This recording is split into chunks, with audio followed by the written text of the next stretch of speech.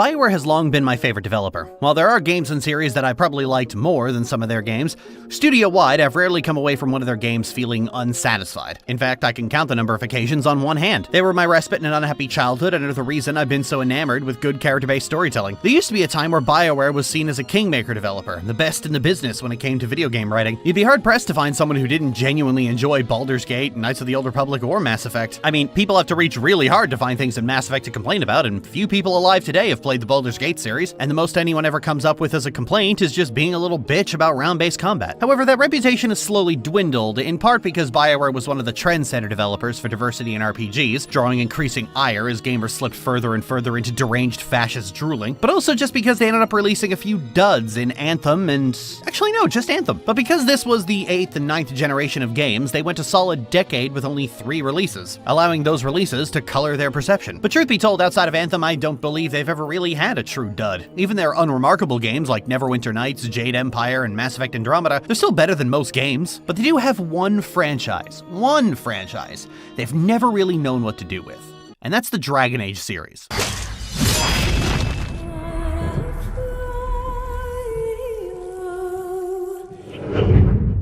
I have a weird relationship with the Dragon Age series. I was excited for it back when it was first announced. A spiritual successor to Baldur's Gate with classic Infinity Engine style gameplay? Well, sign me up! Only to finally get it into my hands at the age of 17 and realize it was actually an attempt to take a fantasy RPG and make it brown and gritty like everything else was getting back in 2009. Since then, I made efforts to play each subsequent game, but they never managed to grab me. It was the same problem I always had trying to get into From Software's games. No matter how many chances I'd given it, I'd already experienced the good versions of them. Checking around, a lot of my peers felt the same way. When Origins first came out, longtime players of Infinity Engine games thought it was pretty bad. A watered-down, half-remembered idea of what Baldur's Gate had been, juiced up with comically over-the-top attempts at writing what a 14-year-old thinks dark and gritty looks like. This was a cycle that would repeat with each subsequent game, as fans of the previous game thought the next one didn't live up to their expectations. But you know, that was 15 years ago. I'm not 17 anymore, and I found myself revisiting a lot of things that I didn't quite wrap my head around in my youth, and coming away with either more positive feelings, or at the very least better thought out feelings. And my problem with the Dragon Age series in retrospect has always been that it's not really about anything. Like how Baldur's Gate is about nature versus nurture, and how the simple delight of being loved can overcome anything. Or how Mass Effect is about how the unwillingness to overcome bigotry and paranoia will doom you faster than the apocalypse could ever hope to. Or about how Knights of the Old Republic is about how everyone can aspire to be better than they are. Or how Sonic Chronicles is about how funny it is to remind people that BioWare made a Sonic game. Dragon Age has never had a theme or motif directing its story greater than Lord of the Rings would be cooler if they said fuck. So I decided to give the series another look, focusing primarily on the grander big picture of the plot. Not the little minutia of each individual character, but on the grander story and themes, focusing on characters where necessary to get an idea of what the series is trying to say, or more importantly, what it tries desperately to avoid saying. So join me on this little trip down memory lane as we examine what the fuck is Dragon Age even about.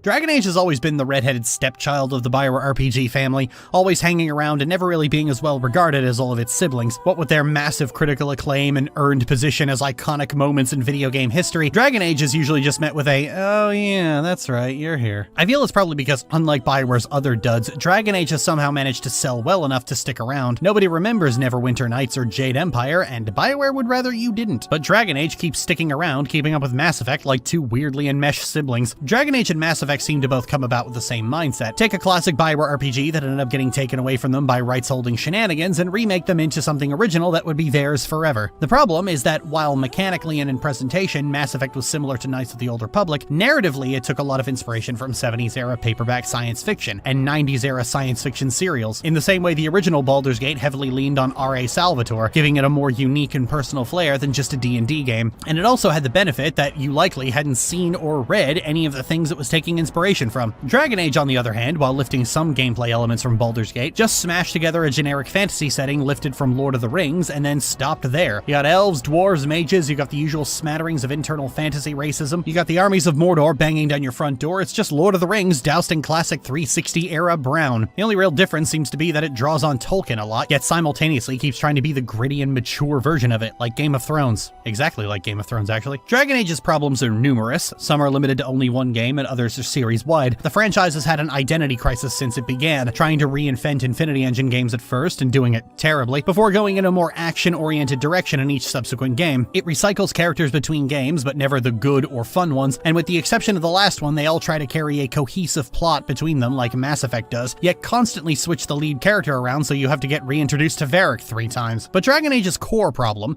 the problem that all the other problems spawn from, has always been that it's actually two different stories. The first one is a traditional save the world from the armies of Mordor plot with the evil Darkspawn, a bestial and feral army controlled by some nefarious archdemon, swarming the land to destroy the world, and only you and the Grey Wardens can stop them by raising a last alliance of men and elves to fight together on the slopes of Mount Doom. The second involves systemic bigotry, racism, and genocide being committed by the human kingdom of Ferelden and its lead church, the Chantry, against the Elven people, the Dalish clans, and anyone with the misfortune to be born a mage. This part of the story could serve all kinds of different games on its own. The history of Thedas is racism on top of more racism. The Blights are a comparatively small piece of it. You go through the backstory and the Blight barely gets a passing mention, while the sheer fuckery the human kingdoms inflicted upon the elves, destroying their culture, enslaving them, and then leaving them to rot in ghettos, while the Dalish are routinely hunted and whittled away in a frightening mirror to how North America treats its displaced and tribal indigenous people, takes up the majority of the world building. And yet, Dragon Age across 3 out of 4 games tries its best to avoid addressing it wherever possible. The bigotry and systemic rot of the human kingdoms and churches is secondary to the big dark evil horde washing over the land, who are so universally and completely evil that we can wipe them out with impunity. How convenient that this didn't turn out to be a fabrication by human kingdoms. Dragon Age is one of the rare fantasy games with world building is actually quite interesting. What tends to kill the world building of most fantasy games is that it's usually about the gods and the cosmic shenanigans that make mortals look like puny ants, and is so far removed from the perspective of a new player that it ends up not being worth caring about. Dragon Age, meanwhile, opens like, hey, you're an elf. You people used to be enslaved to the humans and now you're technically free, but you live in a fucking ghetto. Fucking hell, Dragon Age, way to set the scene. The first thing you learn is the political and social situation of the kingdom you're living in. Namely, that you are at the very bottom of it. It's like several hours before you learn who the Maker even is, or that monotheism is the order of the day. The first thing you learn about the world of Dragon Age is stuff that is immediately relevant to you. I assume something similar happens for every other origin. I wouldn't know, because playing a human in Dragon Age is like playing Mass Effect as a collector. The first thing that happens in the game is you get abducted from your arranged marriage to be the state-sanctioned rape victims for a human nobles party. But just as the guards are about to strip you down, your friend breaks in and throws you a sword. Oh, sod. I am the righteous hand of God. I am the devil that you forgot. So Dragon Age opens with establishing you as part of a horribly oppressed underclass, then hands you a sword and says, go crazy. This is, unironically, the greatest opening to a video game ever. And the dialogue options make it clear, Callian has been waiting for this moment her entire life. She's practically daring them to try something, cuts them up like a holiday turkey, kills Inarl's son, and then walks back home with her beloved cousin like nothing happened. Goddamn, Dragon Age, this is fucking wild. When do we rise up in revolution? Turns out never. The instant you get out of the introduction, you're ferried onto the main plot, which is utterly disconnected from what you've just been doing. In fact, it's all disappointingly tame. We go from an admittedly quite dark situation amidst a well-deserved elven uprising to fighting against the forces of Mordor with the power of friendship, I mean legally mandated contracts. I can't help but feel a touch tonally confused. I was really liking that story and now it's just over? Oh man, this isn't good or bad, it's just weird. I've always thought it was weird when a story changes gears so abruptly, but even more so when you spend the first hour doing something really interesting. I want to help my friends in the alienage and kill more Shem.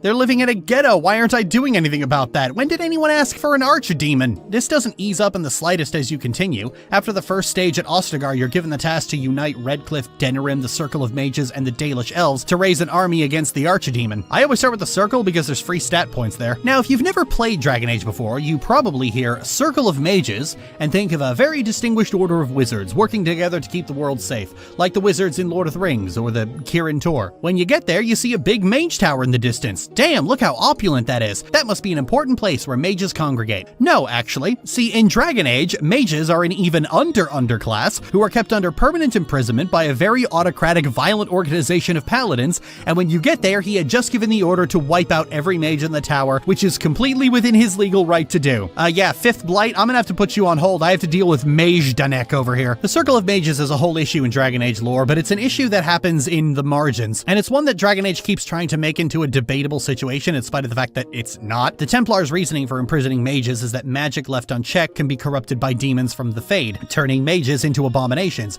which is why apostates, as they call them, can't be left unchecked. However, in the vast majority of cases in the series, all mages who end up becoming abominations are usually circle mages who have done so out of desperation to escape the magic slavery death camp. Even in the second game, when the Rite of Annulment is called, the only mages who become abominations are the ones trying to, like, not die, or the ones escaping the circle earlier in the game. You can play as a mage, and literally no demons can actually take hold of you unless you let them. You can even do the horrible taboo blood magic, and nothing bad happens. I wonder, could the vulnerability to demons possibly be because the demons are offering them the power to escape the death camp? When you actually get there, you can't express any kind of outrage about this, even though I'm an elf, someone who is already treated like shit by the Chantry, and here it's just begrudging support. At no point are you allowed to call this what it is: genocide. The most you get to do is spare the mages the Rite of Annulment by simply finding the first enchanter, at which point the knights are like, alright, fine, I guess you can live. For now. Now, you could argue, okay, Lily, these are massive institutions and you're just one Grey Warden. You can't change them completely on your own. While you are technically correct, we are supposed to be able to at least plant the seeds of change. Yet instead, we breeze past all of these issues because there's a fucking demon horde on the horizon. There's this ever-present feeling of, oh, don't think about that, focus on fighting the Darkspawn. Then why did you bring it up, Dragon Age? This is a problem because Dragon Age weirdly sets up an extremely oppressive and violent status quo and expects you to just be okay with that. Like, it's just a vibe. But good storytelling almost never sides with the authoritarian, because independence and the sense to question authority are traditionally heroic qualities. If you think it gets better later, only marginally. Moving on to the Dalish elves, they're embroiled in a struggle that's decades in the making. The Dalish were here before, but were set upon by a camp of demons who kidnapped their leader's son and daughter. They tortured the son and killed him, and then raped the daughter and left her for dead. When she found out she was pregnant, she committed suicide. Enraged by all of this, the leader cursed the humans to take the form they truly represent: beasts. Mindless, violent, feral beasts. And when you get there, the werewolves are attacking the Dalish in retaliation, and their leader sends you to kill Witherfang so he can cure his people who have contracted lycanthropy. After a long dungeon, you meet Witherfang, who wants you to convince the elven leader to break the curse, because the people who did this crime are long dead. Must the descendants suffer the sins of their fathers? I need to point this out, this is the best Origins has to offer in terms of weighing a conflict. Yeah, we tortured and raped some children, but that was like a while ago. This is treated like an isolated problem, an act of individual violence. Yet the perpetrators of that violence lived in a system that encouraged them to behave this way. The Dalish are always under the threat of violence from humans. Am I or them expected to believe this time it'll be different because these ones spent some time as wolves? This isn't even the first time humans raping elves because they can get away with it has happened in this game. Furthermore, why is an example of long-standing systemic violence being used for a Sins of the Father plot? It's not like they're doing anything different. They're still attacking and killing elves outright, not doing much to tell me that you only want peace. So I killed all of them. I felt almost insulted that the game expected me to go for the fucking neutral option. Ironically, Origin's problem is that it does its world building too well. The City Elf Origin puts you in the mindset of someone who has just been empowered to take out their anger on their oppressor, and that at all stages expects me not to do that. And I got way too into the headspace of Callian herself, to the point that outside of Morrigan, I was utterly disinterested in the troubles of my mostly human companions. No, I'm not listening to your fucking problems, Alistair. You exist to get stabbed in my place. Talk about the Chantry one more time, original character Do Not Steal, and I'm gonna pull your tongue out through your nose. But with all of that, you can at least see the nucleus of an idea forming somewhere deep in the bowels of the plot. You know, I can understand if you responded to all of this with, you're just refusing to engage with the story on its terms. But I would argue that its terms are unreasonable. But it's the rest of the game that really tells me that Origins had no intention of taking these issues seriously. When you reach the depths of the Deep Roads, you learn that the Darkspawn have what's called broodmothers. How are they made? Simple. Women are taken from Darkspawn raids, then they're forced to eat each other. Then the Darkspawn vomit down their throats. Then they're raped repeatedly for some reason, and this twists and morphs and corrupts them until they become this thing. You know, on paper, that's horrifying, but when you have to see it play out in front of you, it's so over-the-top gruesome that I feel like I'm watching llamas with hats. This is Dragon Age's equivalent of the dog girl from Full Metal Alchemist. It's so edgy and so dark that you just stop being able to take it seriously. You just have to stand back and laugh because what fucking 14-year-old thought of this? You just established that Thetis' lore has underworld demon marathon rape corruption magic vomit inflation. This is just fucking silly. No, the actually horrifying thing happens afterward. These dwarves are only being subjected to this because their leader, Branka, allowed it to happen to them so she would have a limitless supply of test subjects. One of them is her wife, who she just abandons in there. That woman's only crime was falling in love with the wrong person. You go there looking for Branka to settle a royalty dispute, but when you get there, she's just vile. And the conclusion we draw from all of this is that she went mad with ambition. This isn't good. It's so utterly bleak and miserable and mean and callous, and with nothing to say. It's all edge and no point. It is utterly without thought or consideration or wisdom to offer. It's the RPG equivalent of the fucking Dominion War, piling on the bodies and gore and misery without any thought toward what any of it is supposed to mean. Out of every main quest in the game, Orzammar is just completely and utterly unpleasant. It's a long, tedious, grueling slog, and the closer you get to the end, the more and more I just want to pack up and leave. This video almost died here because before recording for this video, I played this game to completion exactly once, and the thought of doing Orzammar again filled me with dread. At least in the opening I can kill some fucking Shem. At least in the Dalish quest I can kill some more Shem. This is 2 hours of mind-numbing darkspawn fights to find a character that is so over-the-top evil that she just makes me feel numb. Like the high fantasy equivalent of this bitch. People will often defend this by saying this is dark fantasy, but it's really not. Dark fantasy is a term that means fantasy horror, and Dragon Age is not that. It's high fantasy with some racism and genocide tacked on. But the thing about dark storytelling as a concept is that a dark story is more than just blood, gore, and rape. A dark story has something to say, and it says it in a way that is neither cathartic nor reassuring. At the same time I was working on this video, I have been working on another video about Star Trek Voyager. Of the TNG-era Trek series, Voyager is the darkest of the three. Most people wouldn't believe that because Voyager can be very lighthearted when it wants to be, but a lot of episodes of Voyager deal with issues that are especially grim and difficult, and it tackles ethical questions that Next Generation or DS9 would have never had the guts to tackle. And more to that point, it often comes away with a non-reassuring answer. Take the episode Tuvix, arguably the darkest episode of Star Trek in history. People debate whether or not Janeway committed murder by separating Tuvix, but the show doesn't. Nobody ever once contests that this is murder. Janeway committed murder. She's even visibly affected by it at the very end. It's not just a very harsh thing to think about. You also don't get the comfort of the main character affirming your feelings. You have to sit there with it and think about it, and people have. Oftentimes, Voyager asks an ethical question, Janeway will take a potential answer, and the audience is left to sit and think about that. And it can make a lot of people very uncomfortable. There's a reason, aside from the usual undercurrent of misogyny, that Janeway is such a contentious character. Her priorities as a character often don't line up with the priorities of a centrist, center-left viewer. This is what dark themes looks like. Dark themes are not, this person went mad with ambition and let their lover get raped by zombies.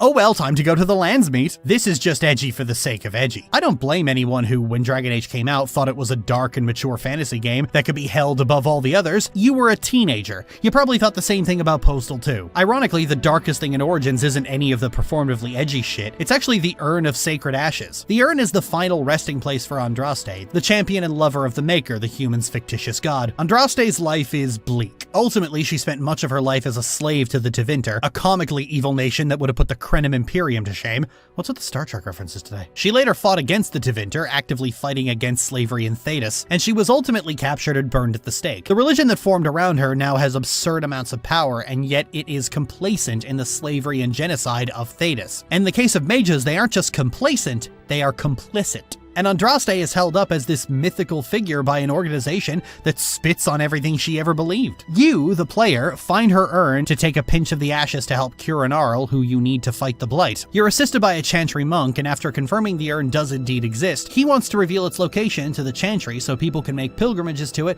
people can take pinches of the ashes, and the Chantry's influence can grow. Now, the Chantry is an awful organization that already spat on their own prophet's name many times, but the thought that they would defile their own prophet's grave in such a way just to turn it into an altar to make pilgrimages to, and that it would be so eagerly exploited was disgusting. I felt genuine sympathy for Andraste, not as a mythical figure, but as just a person who shouldn't have her grave desecrated like this, especially not by her own worshippers. What does that say about the Chantry as an organization, that they would choose their own power and influence over respecting the wishes of their own deity, actively destroying their remains just so they can cloy for a little more power? Like, damn, that is dark. So I killed him.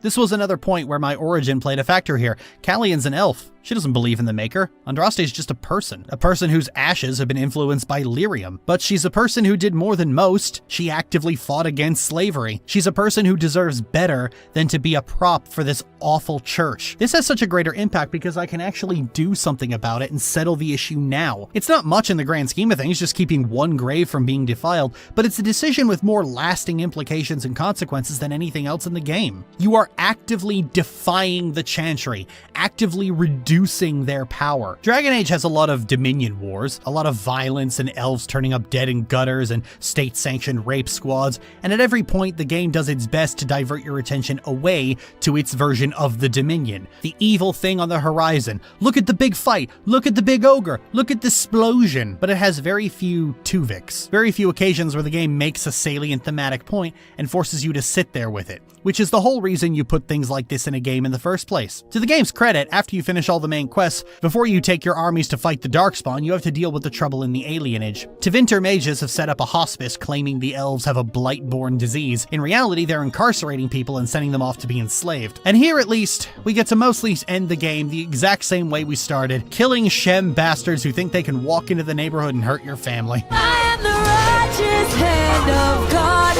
I am the devil that you forgot. And I told you one day you will see that I'll be back, I guarantee. And that hell's coming. I don't suppose you would consider just letting me go. BioWare wanted to make a spiritual successor to Baldur's Gate, but with swearing and racism and gore and rape and all that grown-up shit. The mage death camps and the elven ghettos and the slavery are just an aesthetic. They were never a part of the game's theme. It was just a traditional heroic fantasy set in a bleak, dark world where everything is horrible and nothing gets better, and actively wanting it to get better was going to be an exercise in futility, because that made it more realistic, I guess. And at the very end, all you can really do is politely ask the new king to treat your people better. Lily, it sounds like you don't even want anything to think about. You wanted the game to be Django Unchained, but with elves. Well, I can't deny that would have been fun, but in all seriousness, I'll take either let's really think about the implications and systems at play in this kind of oppression, or I count two guns, fucker. But the problem with Dragon Age Origins is that it's neither. It's Warhammer, a world filled with comically over-the-top racism, and you're not actually supposed to engage with it beyond picking up a torch and cross and giddily joining the fray. And all that misery was outclassed in not just how bleak Thedas is, but in emotional significance by simply not allowing a grave to be turned into a political prop, because it's a small act of kindness in an otherwise unfeeling world. Because I feel Dragon Age 2 pulls this part off masterfully. Is this Nazi land so good? Would you leave it if you could? Yeah, this Nazi land is good. We would leave it if we could. In the last video, we discussed the confused premise of Dragon Age Origins, a fantasy RPG that was designed around being a spiritual successor to Baldur's Gate, but gussied up to an M rating. In particular, Dragon Age Origins spends much of its time setting up an extremely bigoted, oppressive fantasy world, and then decides to distract you with an evil horde of Darkspawn that take up the majority of the plot, leaving you to barely interact with the part of Dragon Age that had any real potential for a story. Evidently, lead writer David Gator hadn't even considered the idea of the Darkspawn until lead designer James Olin demanded it be part of the game. I'd really warmed up to the task after some initial trepidation. This was going to be my subversion of the fantasy genre, a world that was in the aftermath of its Lord of the Rings era, where dragons were dead and magic was waning. I could take all the tropes I disliked about fantasy as a genre and turn them on their head, say something about the genre itself. I was psyched. James was less psyched, as it turns out. "Where's the magic?" he asked, after which I quickly learned the difference between creating a setting that made for an interesting reading on the page and one that made for something around which you could build an interesting game. I grudgingly began to iterate based on his feedback, inching toward the version of the Dragon Age setting fans are familiar with today, but there was one change he wanted which didn't sit very well with me. He wanted an evil horde, some ubiquitous enemy like the standard fantasy orcs, which the player wouldn't feel bad about killing. Dragon Age fans will recognize this as what eventually became the Darkspawn, but back then they simply didn't exist. There was no such thing in the world I'd created. Seeing how the Darkspawn ultimately played out, they did seem to contradict everything that Gator had designed when he was told to make the setting in the first place. And though he claims he was mostly fine with how the Darkspawn turned out, they do still reek of something awkwardly bolted onto the story after the fact. Dragon Age 2, meanwhile, felt like something closer to what had originally been intended by Gator's own claims. Dragon Age 2 centers around the Hawk family, who were fleeing Lothering as it was being invaded by Darkspawn. In the original game, Lothering is a brief hub right after Ostagar until you complete one of the main story quests, at which point it's overrun by Darkspawn. The Hawk family were fleeing during what I can only assume was Callian fucking around in the Fade. The only cure I know of is to become a Grey Warden. And they all died at Ostica.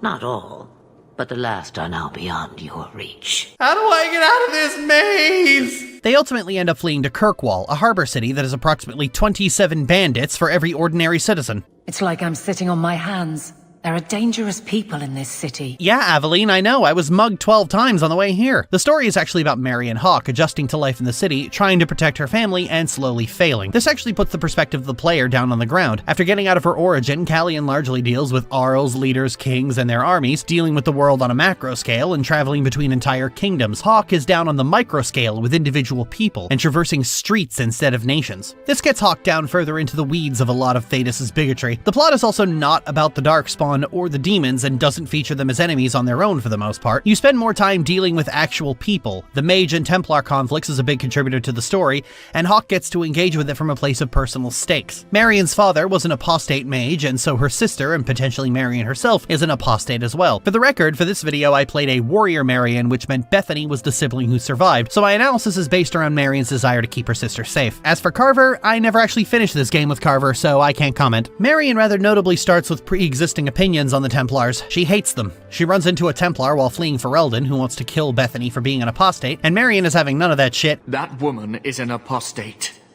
The Order dictates. I am Aveline Valenne. This is my husband, Sir Wesley. We can hate each other when we're safe from the Horde. So long as you know I stand with Bethany, Templar. Keeping Bethany safe from the Templars has been Marion's primary duty for most of her life. I really like the dynamic between Marion and Bethany here. First of all, devotion continues to be my favorite character motivation for heroes and villains. Second of all, there's strikingly good parallels to Gorian's Warden Imoen. Bethany's presence in the story means there's always a personal stake for Hawke as the fight between mages and Templars starts heating up, especially after returning from the Deep Roads to find that Bethany has been taken by the Templars. This is the worst gut punch because Hawke is slowly losing the people she is trying to protect to the Templars, sealing her opinion of them for exactly what they are. Fascist cronies whose sole purpose of her existing is to break up families. Now, BioWare was coming into Dragon Age 2 with a problem.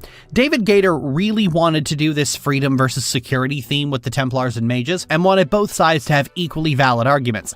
He wanted this to be morally gray. And the problem BioWare always ends up having is that no matter how hard they try, this conflict remains as one-sided and obvious as possible. The Templars are fascists, putting mages in concentration camps from birth on the idea that they could abuse their powers. Meanwhile, the Templars freely abuse their powers, destroy families, lobotomize the people under their control, and are even said to rape mages if they think they can get away with it. In the previous video, I compared the Circle to the Madanek concentration camp, and, well... Come with me tonight, please. Help me find the evidence of Sir Ulrich's tranquil solution. What do you mean, tranquil solution? That's what he calls it. His idea of a peaceful solution to the mage problem. Dragon Age 2 attempts at all times to make this morally gray by showing you mages who have turned to blood magic and become abominations. Most of the quests and storylines in this game circle back to either the Circle or blood magic, but at every possible opportunity they show it predominantly being Circle mages who turn to blood magic in their efforts to escape and fight back against the Templars. This rubbed me the wrong way back in 2010, but in the same way that Elven Ghettos directly draws comparison to the ghettoization of ethnic minorities in America and Nazi Germany, this aspect of the Mage-Templar conflict draws dangerously close to things like 9/11 being used as a pretext for the War on Terror, which killed millions of people at the hands of the US, or October 7th being used as the pretext for Israel's inhuman barbarism against the people of Gaza and every other nation that looks at them funny. And in these cases, the large powers in question were the ones who created the situation that led to the scapegoat in the first place. It's hard not to look at desperate mages turning into abominations after being threatened by Templars and not ask, what the fuck did you think would happen? Just to put the shit cherry on the whole thing, when tasked to help rescue Anders' friend from the Circle, we find that he's been made tranquil, which is the Chantry's version of a lobotomy. His friend makes it clear exactly what the hell he's in during a brief period of lucidity, where he asks Anders to kill him. That's how bad being made tranquil is. If a mage briefly regains their sanity, they will literally beg for death. About the closest thing to a justification that the Templars actually have is Quentin, a necromancer who's been committing a series of grisly murders to Frankenstein's monster his wife back together, even killing Marion and Bethany's mother in the process. See, you might say, mages are dangerous. But what does this say about the Templars? There's a mage serial killer running rampant through the streets, butchering women, and the Templars aren't on that? They dismiss it completely. Marion investigates, solves, and brings justice to this murderer on her own. There's only one Templar even investigating it, and he ends up dead. Knight Commander Meredith just dismisses this concern. There's a mage serial killer on the loose. This is literally your one job. Meredith then turns around and weaponizes these murders against Marion if she speaks out against her. You can't look me in the eye and tell me the Templars did not willfully allow Quentin to run amok unchallenged because it was beneficial to their narrative. I'm making the real world parallels again! Frainreal's quest stands out in particular. An apostate mage whose mother has been hiding him from the Circle. You get the chance to help him by either taking him to the Circle or taking him to the Dalish. Either way, later in the game he ends up possessed by a demon. The Templars would want to kill him immediately, but you can go in and pull him out of the demon's grasp. It isn't actually difficult to banish a demon possessing someone. You literally do it in the previous game on a whim. He's later taken to the Tevinters, who can not only reverse demonic possession, they can actually train him in a way that's useful. Now, the Tevinter Imperium is fucking evil, but, so is every other major power in this game. Much of the storytelling and simply the reality of how these systems actually work really work against Gator's idea of a morally grey conflict. Oftentimes, the best Dragon Age 2 can really offer is just mages going crazy seemingly at random. In a lot of cases, Hawke is given a quest to find and help a missing mage, only for that mage to go absolutely kill crazy the moment we find them. A notable example of this is Evelina. She was a woman who fled Ferelden with 2 young boys she rescued and adopted.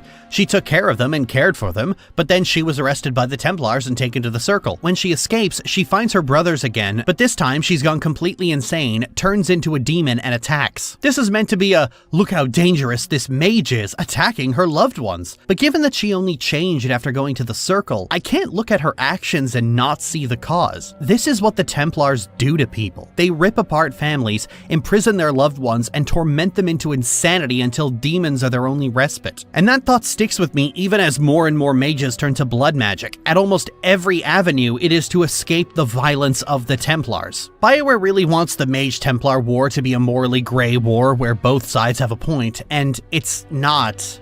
It's just not. Not only is it actively shown that blood magic can be used responsibly in almost every game, what with it being a specialization, and often the best one, but the crimes of the mages don't come anywhere close to the crimes of the Templars. The Templars have state power to act with impunity. They have an emergency kill every mage in the Circle, including the Children order. Kirkwall's Circle keeps mages locked up and isolated in their cells. Anders eventually blowing up the Chantry in Act 3 isn't an example of mage violence. It is a completely earned act of retribution by an oppressed group against their oppressor. At the end of Act 2, the story remembers that elf racism is a thing, because Aveline asks you to help her negotiate the release of some elves who are wanted for killing a guard. When you find them under the protection of the Kunari, it turns out a guard had raped their sister, and when they reported the guard, they closed ranks and refused to investigate, so they murdered the guard in question. Aveline tries to argue that this doesn't excuse murder, but, I mean, she's a cop. One who is shown at all times to be extremely biased in favor of the guard. But the point of all of this is that after a lot of back and forth about how their actions are wrong, the Arishok sums up pretty much all of these interweaving conflicts better than I ever could. Their actions are mere symptoms. Your society is the disease. The Qun is an awful organization, but the Arishok is right. You cannot judge the actions of the oppressed reacting to their oppression as equal to the actions of the oppressor. And I feel like everyone knows this, even if they aren't consciously aware of it. The few times you see mages acting with deliberate and intentional malice, the Templars are nowhere to be seen, actively allowing these things to happen and ruining people's lives, so it will make them angry at mages. There's a large group of people who are sympathetic to mages in Kirkwall, and Knight Commander Meredith would very much like those people to pivot. BioWare ultimately gets so desperate that if you side with the mages at the end of the game, you have to kill both the Templars and most of the mages because they keep turning into abominations, effectively trying to use tedium to get people on the Templar side. All of this is the case because Dragon Age players overwhelmingly side with mages. Very few players are pro-Templar, and they tend to be the kind of players who play humans and got angry they couldn't call people Knife Ear and Veilguard, and honestly thought that the human noble had a valuable perspective in the last video. Some others even heard that the conflict was supposed to be morally grey and just accepted it unquestioningly. And BioWare, out of a desire to have that morally grey conflict, keeps trying to tilt the scales and ultimately failing. This makes me think of a very similar issue in the Mass Effect series that is ultimately handled better, namely the genophage. The genophage is a genocidal sterility plague inflicted on the Krogans in the aftermath of the Krogan Rebellion. People try to argue that the genophage was justified on the basis that the Krogan were invading Council territory, but here's the problem with that. If you can't maintain your existence without sterilizing the population of another race, you should not exist. The only justification justification for the genophage is the preservation of the Council's power. They uplifted the Krogan, and when the Krogan weren't content with being the Council's slave race, they rebelled, and the Council sterilized them. The only arguments for the genophage you ever hear are, if the Krogan are able to reproduce, they're dangerous. Morden tries to argue that it's good for the Krogan to have 999 stillbirths for every 1 successful births. That will keep the population stable, as long as you don't factor in the emotional and psychological toll of 999 stillbirths. The game does not pretend that this is an equal issue. Morden's loyalty quest is literally just him making excuses for the genophage and being immediately met with how unbearably wrong he is. Galactic expansion, only logical outcome. More war. Genophage saved lives, war would have ended. Look at the dead woman, Morden. It doesn't look like you saved her. No, it doesn't. This is the RPG equivalent of Neelix's speech to Jetrel. Did you ever think that maybe your wife was right? That you had become a monster? Yes. The day we tested the cascade, when I saw that blinding light, brighter than 1,000 suns, I knew at that moment exactly what I had become. Then in the next game, he pivots completely and develops a cure, and dispersing the cure is one of the most triumphant moments in the history of video games. There's always going to be a problem in making genocide and mass incarceration of an entire people morally gray. Namely, you can't. It's not possible. In order for this situation to exist, one side needs to have state power, and it's in exercising that state power that creates the violence of the minority being oppressed. The one with the power of the state will always be the one in the wrong, because mass incarceration and genocide is always wrong, no matter how many terrorists you point to and demand the condemnation of. The mages are vilified for what they might do if they abuse their powers. The Templars are actively abusing their powers and committing atrocities against the mages, including imprisonment, physical abuse, and rape. You can't side with the Templars without turning a blind eye to their crimes. What do you mean, tranquil solution? That's what he calls it. His idea of a peaceful solution to the mage problem. So the Mage-Templar conflict being morally gray was just dead on arrival, simply by making the Templars the enforcement agents of a church that has state power among multiple kingdoms. If the Templars had simply been a radical group that broke off from the Chantry to hunt mages, it would have been slightly better, but it still falters because in 99% of cases, mages are defending themselves from Templar violence. So I give Dragon Age credit for talking about the socio-political issues in Thedas for an entire game. That was admittedly quite bold and unique, but BioWare's overwhelming desire for things to be ethically gray is what ultimately mucks the entire thing up. This whole attempt at moral grayness is part of a fallacy where people think moral grayness is more realistic because in the real world there is no black and white, there's always shades of gray, and I just don't believe that's true. As teenagers, we're often taught that there are complicated things in the world that can't be solved in a day. We're given the both sides of pretty much any conflict you can imagine, but as adults you realize you were taught that for a reason, and it wasn't because it was true. Because if you were told otherwise, you might feel compelled to do something about it. And the illusion of nuance in an unnuanced situation is surprisingly paralyzing for a lot of people. Sure, not everything is black and white, but some things are. And it doesn't matter how many terrorists you point to defend your actions, because your actions are the reason they exist. Some people would argue I should treat the conflict as morally gray, given that it's the clear and obvious intention from the developer. But intention or not, the execution doesn't work, and it doesn't work specifically because it's written by people who fundamentally do not understand how oppression and systemic bigotry works. This isn't a case of individual people being bigoted against mages, and individual mages being bigoted right back. These are massive organizations with power against individual people without power. And not for nothing, mages can't decide not to be mages. Templars can decide not to be Templars. I've seen these kind of things in stories that have to be written in sequence, where the audience reacts to the story in a way the writer clearly didn't intend, but supported through the simple reality of how events have played out in front of them. And then there's a hasty backpedal to try and layer enough things onto the story to shift them back to the conclusion the author wanted them to draw. This overcorrection is often wildly misplaced, and often sabotages the things about the art in question that were actually interesting. Oftentimes it's a warning to the creator that what they're trying to do is just a bad idea, media, and David Gator very clearly didn't like that most players were pro-mage, and he once accused them of taking the mage side by default entirely on the basis of freedom good. But everything about the way Gator writes and sets up the world naturally supports that conclusion, and he tried, in every subsequent game, to force people to have a middle ground position. But in my experience, people can tell when you're doing that, and they will often resist you on principle. It is immediately obvious, and nobody likes it because they liked the story they had before the author started fucking with it. The perfect version of Dragon Age is a story where the Chantry, the Human Kingdoms, the Tevinter, and the Templars all crumble under the resistance of those they oppress. As I said in the previous video,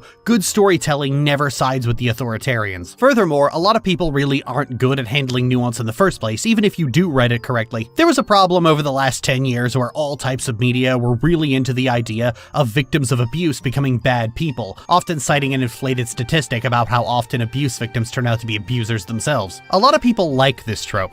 Hell, they don't just like it, they love it. They think it's automatically good because hurt people hurt people. But they only like the appearance of the nuance involved in that kind of story. Because if you say, hey, it's kind of fucked up to villainize abuse victims like this, they will scream that statistic back at you. Conversely, if you try to discuss the way in which one of these characters is a victim of abuse, they will often try to refute you by pointing out that they do bad things, in spite of the fact that they have often proclaimed from the rooftops that victims of abuse can be abusers as well. And look, this admittedly isn't the best example because I know exactly why people do this. While they like the appearance of nuance of an abuse victim becoming abusive, in reality, they equate victimhood with innocence and refuse to acknowledge the victimhood of people who behave poorly as a result of their abuse. And they will shout that slogan not as an acknowledgement of nuance, but as a reason to avoid thinking about the nuance. This is called a thought-terminating cliche. And a lot of people profess to like moral grayness because they are told it's smarter.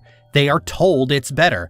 They are told it's more realistic, so they mold that supposition onto the things they already like. This is also the case with creators themselves. When you start with a premise like, I need this conflict to be morally gray, how well you succeed depends on how well you understand what morally gray means. Gray does not mean justifiable. It does not mean balanced. If a character is morally gray, you do not know where they stand ethically. They are confusing, their actions seemingly without consistency. That sense of unease, of unknown, of uncertainty is what gray is. If there was a good reason or justification for their actions, that would not be morally gray. That would be morally fine. And if you're trying to make something morally gray, perhaps don't draw immediate comparison to one of the most heinous crimes against humanity ever committed.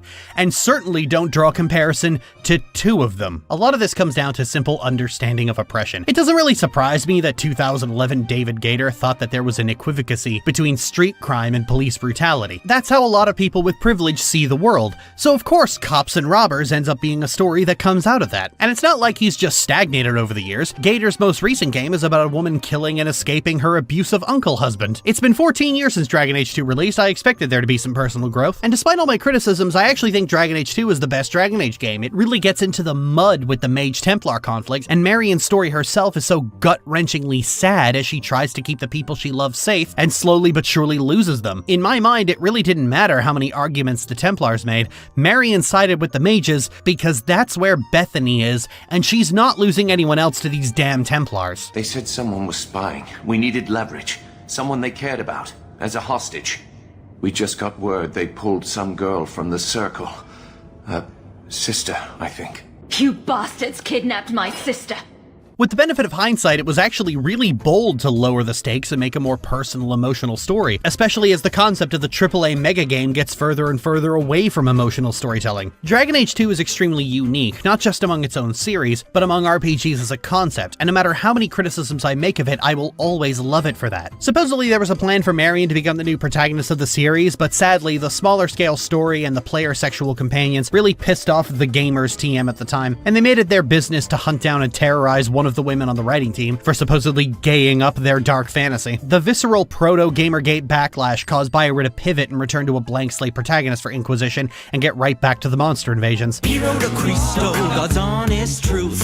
Hey Herc, you're screwed. Going into this project, I knew Dragon Age Inquisition was going to be the biggest hurdle, and if I could just get past that, everything would be fine. Inquisition is arguably the longest Dragon Age game, and it's a game padded with hours and hours of open world busy work. And where there's open world busy work, there's a slow level curve to coerce you into actually doing it. So in doing a project where I talk about the big picture version of the story, all of that grinding was going to seriously wear on my patience. But I knew if I made it past Inquisition, it was going to be smooth sailing, because Veilguard is a mission-based Kingdom Hearts style action game, which is more my jam than homemade preserves. Anyway, after Dragon Age 2 ended up being controversial and sparking a wave of reactionary harassment campaigns that would cascade into retake Mass Effect and later Gamergate like a set of misogynistic dominoes, BioWare got frightened and decided to head back to the drawing board with Inquisition. Now, granted, this wasn't entirely Dragon Age 2's fault. The game was meant to be a side story and not a direct sequel, but after The Old Republic was delayed, EA rushed it out the door so they'd have something to release that quarter. So they had about 8 to 9 months to develop the game and get it out the door, leading to a lot of corners being cut and assets being recycled. Honestly, it's a miracle it turned out as well as it did, and people did start to appreciate it after the shrieking gamer brats started obsessing over the false claims of Zoe Quinn's abuse of X. However, even before Inquisition was a glint in Gator's eye, the game was already starting at a disadvantage. First of all, the development team was so demoralized after the cold reception to Dragon Age 2, and so they were second-guessing everything they did. Furthermore, because of the intense harassment and threats to her family, Jennifer Hepler ended up leaving the company, and her work on Dragon Age 2 was what made Marion such a strong character and made her motivations around protecting her sister so compelling. Sure, Dragon Age 2 has been vindicated by history,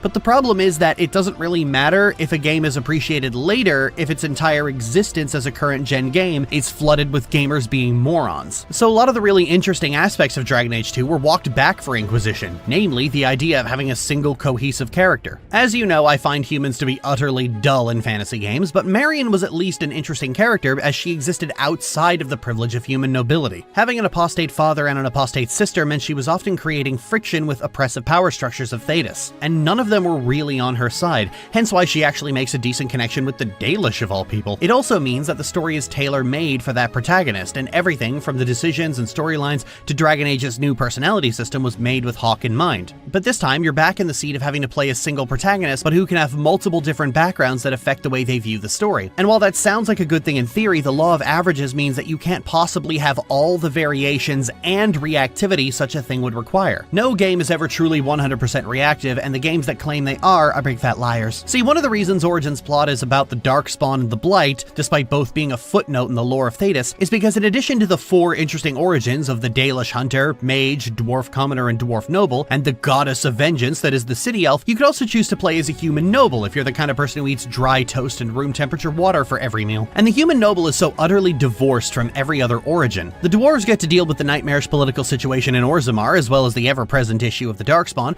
The Mage is directly connected to the Mage-Templar conflict. The Dalish gives context on elf-human relations, and the City Elf puts you right in the middle of Thedas' racism and gives you a gun.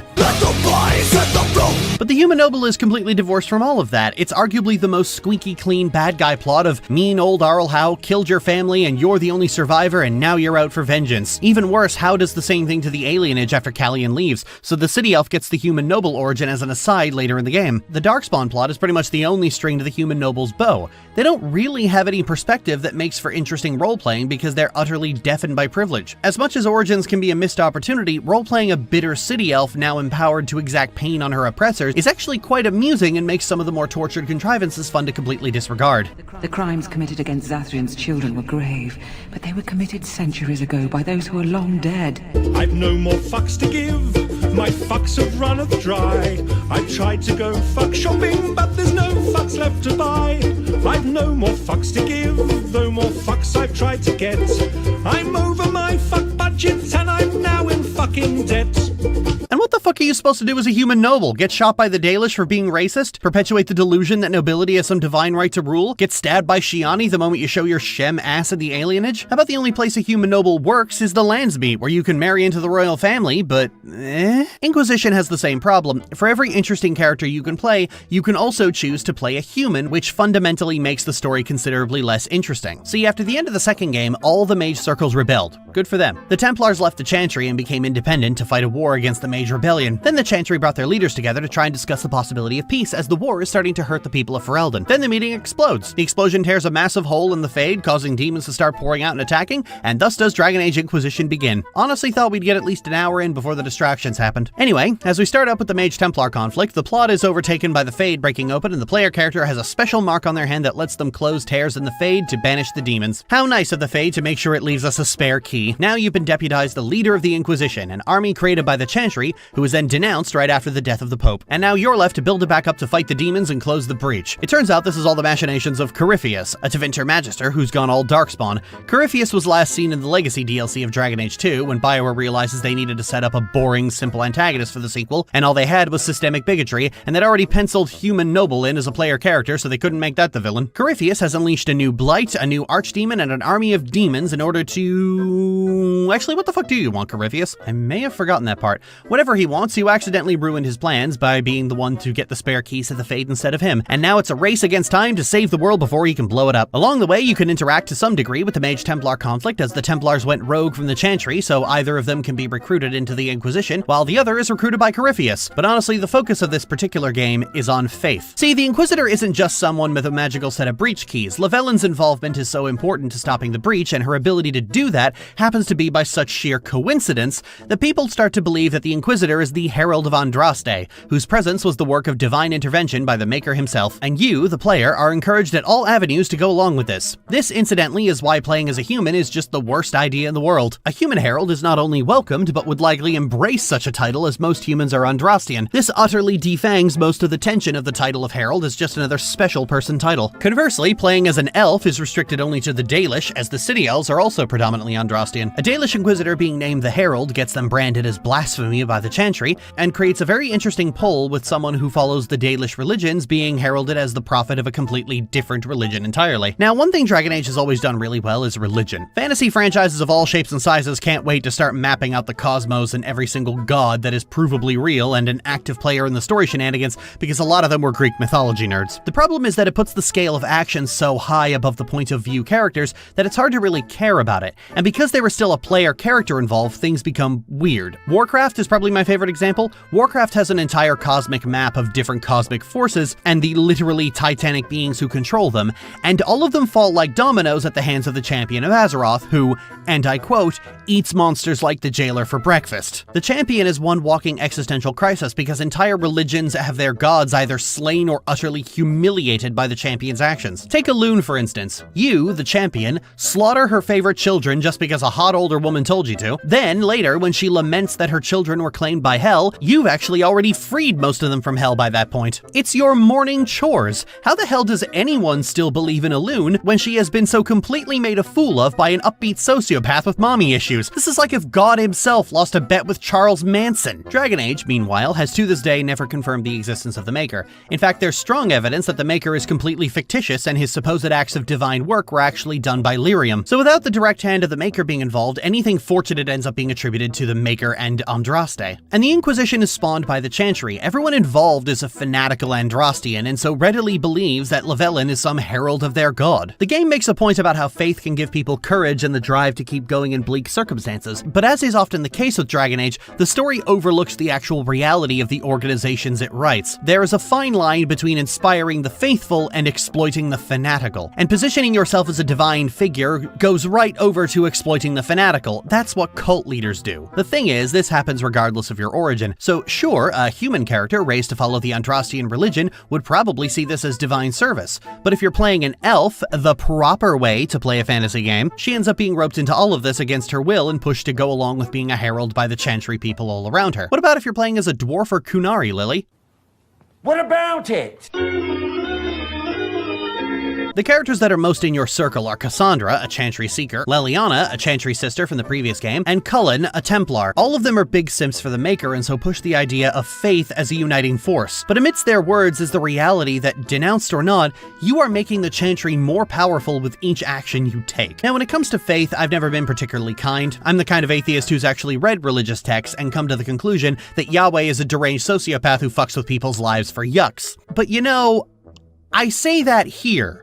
I wouldn't go into a church or a synagogue or a mosque and say that. I keep that shit to my own spaces. So the idea of impersonating a religious figure skees me the fuck out. The idea of manipulating people who have been indoctrinated by an organization as cruel and unforgiving as the Chantry skees me the fuck out. And the player is only really able to offer token objections to it and to tell the occasional major character, no, I'm not a herald, you fucking idiot. Surprising absolutely nobody, it turns out the special demon-colored demon magic that opens and closes rifts to the demon realm and can summon and banish demons at will did not in fact come from God. Who could have fucking guessed that? It was actually a demon artifact that Corypheus was going to use for... Actually, what the fuck do you want to do, Corypheus? But can you tell everyone this? No? You could tell a few people, but if you suggest telling everyone the truth, other characters just say, let them keep believing you're a divine figure. That's cult behavior, Marion, that's evil. I can't see Lavellen going along with this shit willingly. Now, Callian, she absolutely would. She would tell those idiots Shem, yes, I'm the herald of your god, throw yourselves upon the demons like a wave crashing against a mountain. All of you may die, but that is a sacrifice I am eager to make. It's another instance where you just aren't able to engage with the interesting part of the game. You're shunted into being a cult leader and are not allowed a say or opinion on that, because it's another thing the series doesn't really think too much about and doesn't let you think about either. The same thing happens with the Grey Wardens. They're so utterly fanatical and duty-bound toward preserving the Blight that they're made absolute rubes by Corypheus, who sends his minions to say, hey, do blood magic and summon an army of demons. It'll totally stop the Blight permanently, I swear. Where the fuck is Callian where all of this is going on? Actually, wait, no, scratch that. Plotting to kill and destabilize human kingdoms by unleashing unholy terror upon their unsuspecting civilians is exactly something Callian would do. The Grey Wardens are so easily convinced to kill themselves just because it might stop the Blight. Now, this has always been their thing. In the first video, I had someone suggest that it never occurred to them to use the reality of systemic bigotry to side against the werewolves because they always saw the Grey Wardens as bringers of peace and unity, an inherently good figure. No, they are not. The Grey Wardens will recruit knights, templars, apostates, criminals, serial killers, blood mages, necromancers, Tevinter magisters, and pretty much anything that will fight a darkspawn. Callian is conscripted into the Grey Wardens for killing the fantasy equivalent of 25 cops and Eric Trump. Sure, that's a good deed for the land, but not something that an organization declaring itself a bringer of peace would go along with. The Grey Wardens have no principles outside of Darkspawn must die. They are utterly and completely without a moral compass. Now, I've always found there's something interesting about characters who have no principles of their own, who mold their principles onto whoever is giving them a treat in that moment and could end up on both ends of a class war, depending on who happens to be in their immediate vicinity. And that's exactly what the Grey Wardens are. They are utterly without ethics and fixated so completely on a single goal that they can be easily duped into anything if you tell them it will kill the Darkspawn slightly faster. They're the ones who murdered the Pope and started the plot in the first place. They're like a guard dog. They bark loudly but are easily pacified by a burglar coming in with begging strips. But again, it's something the game presents to you but never really does anything beyond, do you want to recruit the Grey Wardens or not? Do you want to execute this one warden or not? There isn't really time to sit down and examine what the Wardens are and what they actually do with their authority because they just aren't very well characterized and the plot is on an urgency timer. The Grey Wardens heralding a demon invasion because they're that fixated on ending the Blight could serve as the plot for an entire game, but here it's thrown into 2 missions as an aside. It's the same problem that Origins had. At every moment there's an interesting thing to think about and discuss, and the game hurriedly shoos you away from it because it would rather you focus on demons and the Fade, as if those things are in any way interesting. Oh no, I'm sorry, I'm mistaken. Inquisition does do something quite new, and that's the Winter Palace. It's a 2-hour-long mission where you have to balance between schmoozing with nobles and hunting for blackmail on the Orlesian nobility to play a game of political backstabbing. It even has a new resource of court approval, which you need to both sacrifice to search the estate more and keep high to get the best ending. See, at the start of the game, you're taken to a bad future where the Orlesian Empress was assassinated, and that started the downfall of Thetis. So, with the Temporal Prime Directive thoroughly violated, you conspire to prevent the assassination instead by revealing the traitors in the Empress's court. Except in true Dragon Age fashion, it ends up going, well, I mean, for the sake of player choice, we could just, let the Empress get assassinated and back one of the usurpers, because it turns out the real mastermind was everyone. A Duchess, a Duke, and an Ambassador are all plotting their own coups, with only the Duchess being the one serving as the main villain. And in the end, you can decide which between the Duke, Ambassador, and Empress you want to support, and it's one of those Obsidian-style moral choices where each choice is deliberately horrible. Empress Celine and Duke Gasgard are both horrible racists. Gasgard has been writing books about how elves are more akin to animals than humans, and Celine's backstory involved purging an elven alienage after they became too inconvenient. Oh, so you picked Brialla then, Lily, the elf rebel sympathizer? Well, no.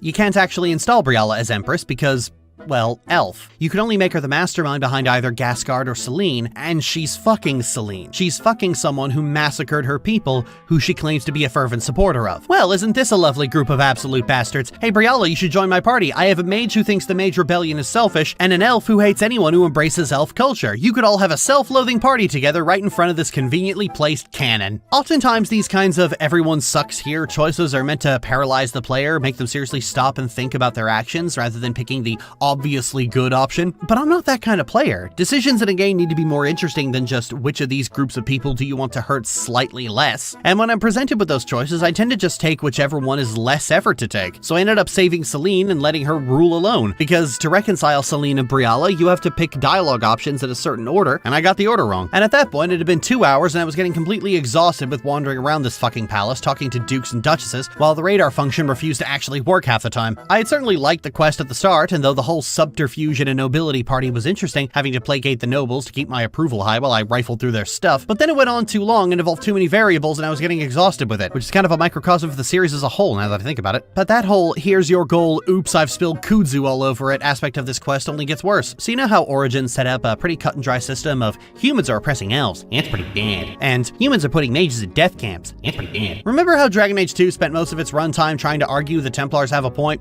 Well, you are not gonna believe what happens in Inquisition. So this game really hates elves. You only get 2 elven companions whose entire shtick is, I'm not like other elves. Solus has a dim view of elves in general, believing that city elves and slaves allow themselves to be oppressed, and compares the Dalish to animals. He's an ancient elf and views the ancient elves as a wholly different level of being to the elves of today. Turns out at the end of the game that he's actually one of the elven gods who trapped every other elven god in the Fade and cut the elves off from their magic, leading to their destruction. And Sarah is an assimilationist who sneers at any elf who dares speak their own language, engages with their own culture, or do anything elfy. Vir sumil. I've never heard that phrase. Can anyone translate? I'll try. Can you talk like us?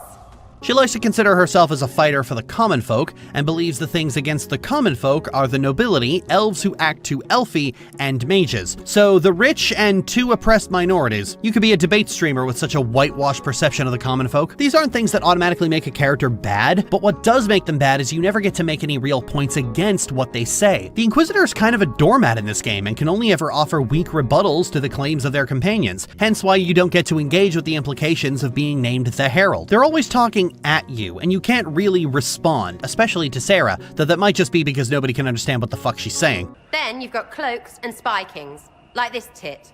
Or was he one of the little knives, all serious with his little knife? All those secrets, and what gave him up? Some houseboy who don't know shite. I can't understand a word she says. She's all noise and ignorance. To think that this is a character who complains about the elven language not meaning anything. The ability to actually engage with a character's noxious personality is important. If I could dare make another comparison to the Old Republic, there's a character in that game that I absolutely loathe, but who was one of the best characters BioWare ever made, Koth of Vortenna. Koth shows up on the Outlanders escaping from Zakul 5 years after the death of Emperor Valkorion, and Koth himself is a big simp for Valkorion. The Emperor is a great man. If anyone can help you take down Arkan, it's him. If you knew what I do about him, you'd run. The man killed billions. He was always good as a cool. Koth's main goal isn't really stability for the galaxy, but peace for Zakul from Arkan's Reign of Terror. As a result, he often expects the Outlander and Lana to go far out of their way to save Zakulian citizens from the actions of their own leader. And if you don't, he eventually betrays you. What I love about this is that it's not just Koth lecturing the player for doing a bad and hating them for it. The hatred is completely fucking mutual. We're the last people Koth would ask for help. Maybe he finally came around? Answer the call. I want to hear him grovel. Valen and Scorpio boarded the ship. They captured my crew and took the bridge. You let our best weapon against the Eternal Fleet fall to Valen?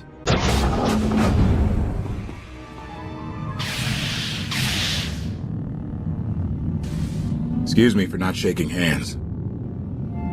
I can reach you from here. The problem with these kind of characters is often if you like them, then great. but if you don't, you have to kind of just put up with them or find a way to feed them to a gibberling. Few games let you express that dislike in a way that makes the character's objectionable qualities part of the fun of having them around. With Koth, you get to fully control the kind of relationship you have with this son of a bitch, and because of that, I love his presence in the game. It's like the developers were aware of the fact that Koth's personality is divisive, and so let players who don't like him have some admittedly funny dialogue with him. You ever heard of a quantum bomb? Oh, Koth, you didn't. Anyone who doesn't enter that hidden passcode starts a countdown. Everything for thousands of kilometers around us. Boom.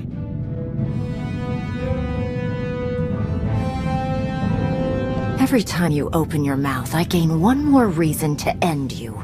You can't do that with characters like Sarah. You can actually kick Sarah specifically out of the Inquisition, but aside from that, you can't even really comment on what a self-loathing shit stain she is. And what that tells me is that the writers genuinely thought this character was universally lovable and had a perspective worth listening to. And so the very idea of clashing with her wasn't even considered. Now, you can clash with her a little, tokenly. So your main takeaway is that elves worshipped demons? Well, they never call them that, yeah? But that's what it had to be. I mean, it was impressive and all. Makes the Dalish look like tits for living in the woods, but so what? There can't be a bunch of gods and the Maker. Don't matter how much or little you believe, those don't fit. So call me stupid, but I believe the stuff not made up by dead people who failed. Mythal is a ruin full of demons. I mean, it just makes sense, right? That's the legacy of our people you're insulting. And? And I'm Dalish and might take exception. But at no point does Sarah really have to confront these things about herself. I'm told she has some kind of development if you romance her, but no, she doesn't. In fact, if you romance her as a Dalish elf, she ends up giving you an ultimatum to admit the elven gods are all demons, or you have to break up. You'd really end our relationship over what I think of some ruins. Maybe I don't believe much or understand it, but some people think too much and can bend anything to fit anything. Some things just don't fit. Yes, you can explain it, and no, I won't get it. But I don't care. Some things don't fit. So take it back. Just say you'd rather look ahead. That's all. I'm sorry, Sarah, but I believe this is important for our fellow elves. And say the other bit. What? You'd get it if you were smarter. If you understood what it meant to be elven. Take your elves. I'm just people. Yeah, I'm sure Lavellen would definitely sign up to have an abusive relationship with someone who hates her entire culture. This is just unpleasant, and not even in a challenging, thought-provoking, higher purpose way. You probably met someone like Sarah before, and the truth is there's nothing you can do for her. This is something she has to sort out on her own. She clearly has a lot of self-loathing, which she projects onto her race. There's this perception among people both in-universe and out that the Dalish are hyper-exclusionary, and so Sarah, having been raised in the cities, likely would not be welcome among the Dalish at all. The franchise has often gone back and forth on this, and little time is spent inside Dalish clans, but for what it's worth, in the vast majority of instances, the Dalish are actually quite welcoming to city elves looking to join their clans. In the first game, the city elf is welcome among the Dalish and treated as a friend by default, albeit with a little wariness because they're so armed and surrounded by Shem. In the second game, you actually help a half-elf escape to a Dalish clan who welcome him with open arms. And in Veilguard, an elven veil jumper rook is said to have joined a Dalish clan. So by and large, that perception isn't true outside of some lore tidbits which don't matter in the face of the real story. So Sarah's issue with quote-unquote elfy elves isn't even based on anything in fact. It's pure delusion. She hates herself, she is an elf, and therefore she hates elves. And the story itself ends up digging through elven ruins that are studied by Morrigan more than the Dalish, passing by them and their history with nary a thought, destroying a few more pieces of elven history because, well, we gotta stop the breach. The ruins of a civilization decimated by human imperialism is just another stop on the tour. Their god's just another spell to use in the final boss, and to then be unceremoniously killed after the credits. All of it laid in ruins at the feet of the Chantry. Even worse, Inquisition rubs a little more shit in the eyes of the elves by presenting their old kingdom as having already collapsed before the Tevinters even got there. Why does this happen? Why are not only elves treated like worse than garbage in these games, but their ancient kingdom is retconned into some corrupt Tevinter on bath salts? Well, the reason is Tolkien. Tolkien established the elves as objectively better than humans. They're stronger, they're faster, they're smarter, they live longer, their magic is more powerful, and their steel is unbreakable. The age of men didn't come around until the elves got bored and left. And some fantasy fans have a weird bug up their ass about this, leading to an attempt to subvert this by making elves either evil, incompetent, killed by hubris, subjugated, or arm candy for human men. Or if you're Warcraft, all 5. Warcraft even has its own version of Sarah, Valera Sanguinar, a blood elf who forsakes her own people, already small in number, to act as the lapdog of the Rin family. She's a character who often claims, "I'm neutral, my loyalties are my own," but she does whatever the Alliance leaders tell her to. She's in denial about her own subservience. All of it is steeped in this very juvenile power fantasy where humans are the dominant race in damn near every fantasy world. Thedas, Faerun, Azeroth, wherever Magic the Gathering is set, in all of them, humans are the most populous, the most dominant, they can be the most classes, and they have no downside in terms of racial bonuses. And they also tend to take inspiration from the British Empire. Dragon Age gets a little spicy by adding France and Italy, but if one of these games based their human kingdom off, say, the Ottoman Empire, the gamers would blow a fucking gasket. Because the players are human, and they want to make themselves. This is why some people seriously suggested the human noble had a worthwhile perspective, because they are human. And a lot of people don't go into these games looking to explore the perspective of a character who is simultaneously sculpted by them but given agency by the game. They want to play themselves. They want to imagine themselves as the unlikely hero of the land. So you can't not have humans everywhere and unfettered by cultural limitations. Hell, humans in fantasy games aren't even allowed to have a culture at all. And that's the only reason there's been this weird backlash against Tolkien-style elves, because somewhere, some sweaty nerd was incensed at the idea that a fictional, pointy-eared, effeminate man thought he was just better than him. Even with real-life encounters, some people are just utterly paranoid that someone else is judging them. Which is what makes it all the sweeter that Dragon Age is at its most interesting when playing elves. The perspective of a city elf is what gives Origin's otherwise dull both sides conflicts anything interesting to do. Aw, did your grandpappy do it bad and now you have to live with a curse? Aw, I missed the part where that's my fucking problem, bitch. The perspective of a Dalish elf really puts into context how utterly cultish and weird the Chantry is, essentially pushing you to embrace an unwanted religious title by a religion you don't even go to, all to give some people the vague idea of hope, as if they can't have faith in themselves. Your faith has blinded you. There can be no chosen one. Only we can save ourselves. There's a conversation with Sarah where she claims that the elven gods have to just be demons, because apparently we can't have them and the Maker. The Andrastian religion is a monotheist religion. There's no room for other gods to exist, because the entire purpose of it is to say there is only one god. But Mithil is real. Fenharel is real. Elgernarn is real. Gillenane is real. These are all characters you spend a lot of time either interacting with or slaying. Every single archdemon ever slain is an old god corrupted by blight. The fact that all the elven gods exist is proven, and the Maker is conspicuous in their absence. Their only claim to divine power is the Urn of Sacred Ashes, and if you bring Oghren with you to find it, he says he can sense the mountain is filled with lyrium. It's lyrium that has those healing powers, not the Maker. And the Chantry is given so much unchecked power. The power to imprison mages, the power to organize an army of lyrium-addicted fascists, the power to organize the Inquisition itself, and you're encouraged at all avenues to impersonate the Maker's prophet to weaponize the Chantry's power. At the end of the Trespasser DLC, Lavellan is left with a choice: to disband the Inquisition after it has served its purpose and had become so powerful it had ears in every nation, or to hand control of one of the most powerful political and military forces in the world to the Chantry. Yeah, I chose to disband the Inquisition because absolutely nothing good could ever come from handing that kind of power over to the Chantry, although the game certainly doesn't care to recognize that fact. There's a recurring problem with Dragon Age in that it sets up a world with a lot of interesting things to explore, but only lets you explore the most boring and cliched parts of it. And in doing so, the story never gets to progress. In Origins, you're raising an army to fight an evil dragon.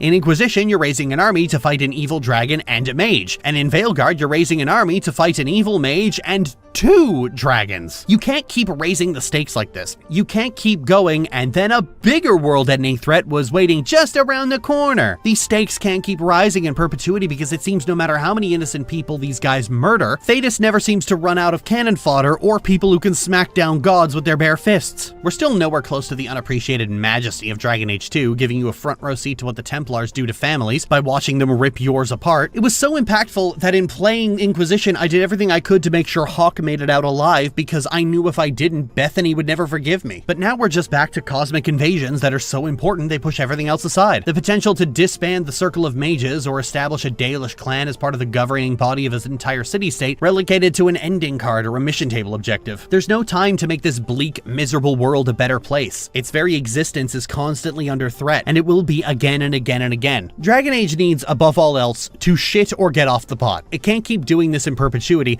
setting up a story with heavy heavy socio-political elements and then throwing them aside in favor of, and then the armies of hell attacked again. Either just eject all the bigotry and political intrigue and focus on being a shonen anime for D&D nerds, or find whichever writer keeps writing and then another dragon attacked and give him some yarn to play with. The fundamental problem is that Dragon Age isn't about anything, even though it pretends to be. A game with a specific theme in mind has to narrow its focus. Mass Effect doesn't give you a whole lot of freedom in your decisions, just the ones immediately within Shepard's orbit, because its theme would have been severely negatively impacted by letting you have too much freedom. The only time you can wipe out an entire clan of people is in the third game, and that's only by failing to talk them down from wiping out themselves. But the morality system used in Mass Effect falls down a very clear by the book or by any means necessary approach to stopping the Reapers. Dragon Age has to account for an environment where you can come from a Dalish clan, support the Dalish clan, or exterminate the Dalish clan. The variance with which it approaches its bigger story elements means a consistent theme is difficult to maintain because the game always gives you the option to disregard the theme and be a complete psychopath for good or ill. Later games with more direction do put more restrictions on player characterization. Player choice always rubs up against keeping a story tonally consistent and manageable, which was why Baldur's Gate 3 was really open in the first act and then narrowly railroaded you after that point. Any game that has advertised itself with total freedom has always ended up being a liar, because such a thing is impossible, and letting the player be an evil psychotic bastard is likely going to be going against whatever story the creators wanted to tell, which is why in most games you just can't. And I don't really consider this a problem. I like having the ability to make decisions in an RPG, but I prefer those decisions to be in service to different viewpoints toward a game's theme. Dragon Age 2 does this, and it does it by placing you in the middle of one very specific issue and making you play a specific character with previous attachments and motivations, and whose personalities follow the same logical through line. But Inquisition goes back to simply giving you too many variables the game can't account for, and sacrificing whatever theme might have been in the game on the altar of player freedom. And I don't know why this continues to be a thing in a game with constant changing protagonists. The Inquisitor is not the hero of Ferelden. Never has been. Personally, I think the Inquisitor should have always been a Dalish elf. No human, dwarf, or Kunari options at all. Given the story ultimately concludes with elven ruins, relics, and gods, and multiple characters have discussions about elven culture and history, and the aspect of the Chantry being outraged at an elf being labeled the Herald of Andraste, the Dalish would have been an ideal choice similar to exclusively playing human for Hawke. But the story suffers because of the player desire to do whatever they want and make whatever choices they want, and Dragon Age is really the only series from BioWare that lets them do that. Even Baldur's Gate, regardless of the kind of character you create, establishes several hard and fast rules about your character. You were adopted by Gorion, you were raised in Candlekeep, your best friend is Imoen, and you were raised to be the best version of yourself possible. And while you can go against that idea, curse Gorion's name, treat Imoen badly, and succumb to Baal's influence, the game is not shy about how half-hearted that is, and the game becomes unplayable if you're too evil. Mass Effect doesn't really have good and evil. Shepard is effectively the same character with different levels of pragmatism on each end of the Paragon Renegade scale, going between Dirty Harry and Captain Janeway. The Old Republic's light side, dark side system has unique pulls for all 8 class stories, interpreting different ideas of what light side and dark side mean in each situation. Dragon Age has nothing of the sort. There's no thematic cohesion between the choices you're allowed to make because the story is trying its damnedest to accommodate 4 to 8 backgrounds for a character into one single story. The franchise has had to choose many times between player choice and a cohesive story, and each time it has tried to avoid making that choice. This can't continue. I send the swamp, I send the horde, the save the Lord.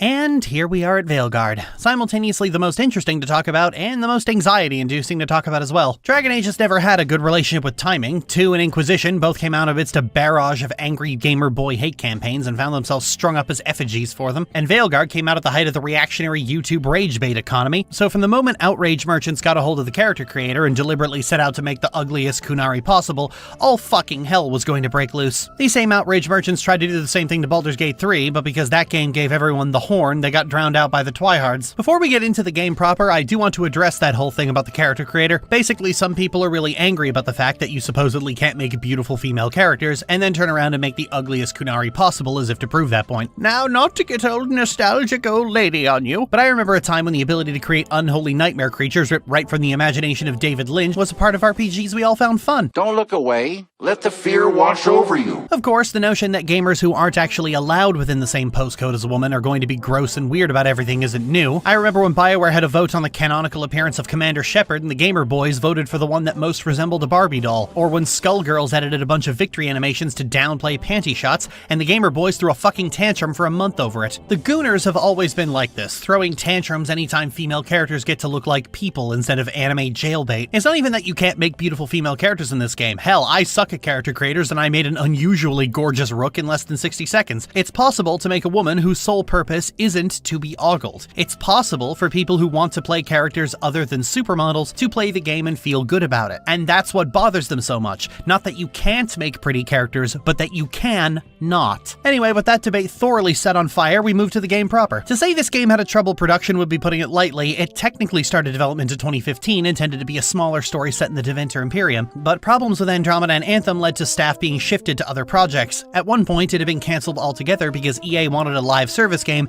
and the original idea had no room for it. Then it was restarted again, this time planned as a live service game, but then Anthem, already a live service, came out and failed horribly, while Jedi Fallen Order did extremely well. So the plans to make it a live service were scrapped entirely, and EA pointed to Jedi Fallen Order and said, make it like that. To which I presume BioWare then said, are you just gonna make us reshuffle it again once your ADHD medicine wears off? So Dragon Age is now an action game. The same kind of action game as Kingdom Hearts, Dark Souls, and Jedi Fallen Order. The dodge and counter style game where the focus is on avoiding and reading enemy attack patterns. This is honestly my jam completely. Previous Dragon Age games I always felt were a slog to get through, always feeling like someone was trying to emulate the original Baldur's Gate, but not only did they lack the clear delineation of round-based combat, the party size was just too small for that kind of strategic thinking. I don't know why BioWare and Larian Studios both decided on 4 instead of 6 for a party, but I wish someone would hit them over the back of the head with a 2nd edition D&D rulebook. So after 10 years of turbulent development and constantly changing direction as BioWare dealt with a parent company who was slowly getting addicted to ketamine, Veilguard finally released right into a pit of vicious, bloodthirsty gibbons to be an effigy for the culture war outrage merchants, branded simultaneously as too political and cowardly apolitical at the same time. Where you stand on this depends on where you stand on the franchise as a whole. If you're someone who thinks Origins was this super dark and mature adult story that covered serious subjects and did it really well, then you'll probably hate Veilguard. On the other hand, if you've actually played Origins at all, Veilguard will be rather refreshing because it's actually philosophically deep, whereas Origins is like you took Lord of the Rings and smothered it in rape and self-conscious irony. Veilguard follows on from the end of the Trespasser DLC when Solus makes his plans to tear down the veil that he'd initially created to keep the elven gods at bay. Solus is in fact Fen-Harel, the elven god of lies and trickery. With the Inquisition disbanded, Varric assembles a team consisting of Harding, an Inquisition scout from the previous game, Nev Gallus, a Tevinter mage who has information on where Solus is performing his ritual, and Rook, a loose cannon from one of Thetis' independent organizations, whose special talent is being able to do this.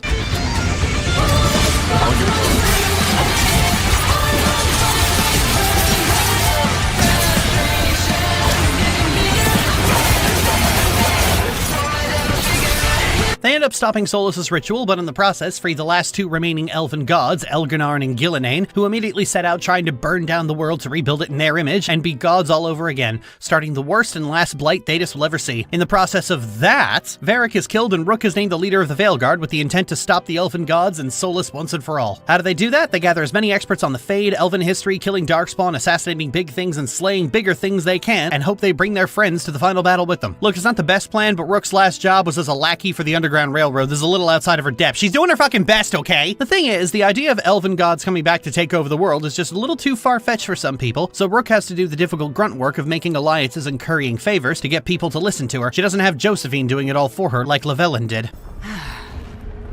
Can't say I didn't try. This means going around to all the independent nations in northern Thetis and helping out the people there. Not just your individual companions, but the organizations they come from, helping them become strong and entrenched enough to be able to stand against 2 literal gods, their archdemons, and them specifically. Oh, and they can only be killed with this really special one-of-a-kind dagger, so I sure hope none of you has unfinished business that might make you miss.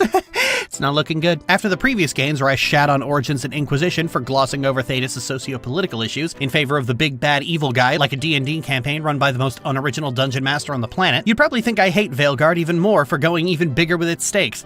Not true, actually. Veilguard is a lot better at trying to blend the socio-political issues of the big bad evil god destroys everything story. The conflict is so big and so massive that everyone needs to be at their best. Any unfinished business that might distract from the mission, or people being less than completely loyal to Rook, means that shit's going to go sideways really fucking fast. This is rather shamelessly copied from Mass Effect 2 and 3, where the majority of the story is taking your crew on little therapy missions so they can be at their best when they fly into the galactic core, along with having to keep up the strength of the different factions that are coming to your aid against the gods. I don't mind, honestly, if you're going to copy copy anything, copy Mass Effect 2. Narratively, it was the most satisfying. So this time, you can't actually leave well enough alone. You have to go through Thetis, ripping up the old establishment and laying something new in its place, or you simply won't succeed. People need to have a world they can actually fight for. In particular are the Veiljumpers. After the discovery of how to make the Illuvian work in the previous game, and what's actually beyond them, the Dalish clans came together and formed an organization to delve into the ruins of Arlathan and recover their history, ancient elven technology, and their culture. The Veiljumpers are the most relevant to the main plot, as the revelation that the elven gods were tyrants who used the elven people as keenly as the Tevinter did is something of a shock for the Dalish in general. I heard rumblings from the fandom that this made the ancient elves evil, which I always thought that was a weird conclusion to draw. In the Dragon Age 2 video, I had commenters pointing to the Tevinter Imperium as proof of the harm mages can do, because the Tevinter Imperium is a brutal authoritarian dictatorship led by mages. But I have one question. How is that different from the brutal authoritarian dictatorships in Ferelden, or Orlais,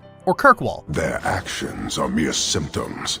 Your society is the disease. There's a bias among a lot of white people called the minority monolith. Essentially, when a person from a minoritized group does something bad, it reflects badly on everyone in that group, while when a privileged person does something bad, they're a lone wolf. In real life, Muslims get constantly harassed over the actions of extremist groups thousands of miles away, but few white people ever get harassed for the actions of white extremist groups like rednecks, Klansmen, the Catholic Church, the United States federal government, the IDF, Republicans, Tories, MAGA. I could keep going, but we'd be here all day. If a cis white man assaults a child, that's a crime. If an LGBT person does it, it's supposed proof of our complete and total degeneracy. Actually, we don't even have to do it, people just have to think we do. Dragon Age discourse goes the same way. People blame mages and elves for the actions of the Tevinter and the Evanurus, but nobody's trying to chain up all the humans for the actions of Loghain. In fact, there's an entire quest in Origins that is specifically about this and how you shouldn't judge an entire people based on the actions of a few. That usually comes immediately after going through one of the Origins where that is done without criticism, but they're human, so it's different apparently. This double standard actually forms the plot line for the Veiljumpers. Balara, your Veiljumper companion, actually feels guilt over how tyrannical the elven gods were, in spite of the fact that the elves were the Evanurus' first victims. Balara is actually a city elf who later joined a Dalish clan, so she and her family have been directly subjected to human racism. Combined with losing her brother, this has given Balara an extreme guilt complex, so she ends up apologizing to others unnecessarily for the actions of the Evanurus. Getting Balara over this, and by extension helping the Veiljumpers accept that their gods being tyrants means nothing for them as a people, forms the backbone of both Balara's quest and most of the quests for the Veiljumpers themselves. It comes together to form what is probably some of the most beautiful and heartfelt storytelling the series has ever had to offer. A moment of very soft and vulnerable sentiment right in the middle of probably the darkest entry in the Dragon Age series, pulling back the eldritch bloodborne horror for a moment to appreciate a people looking forward to a bright future,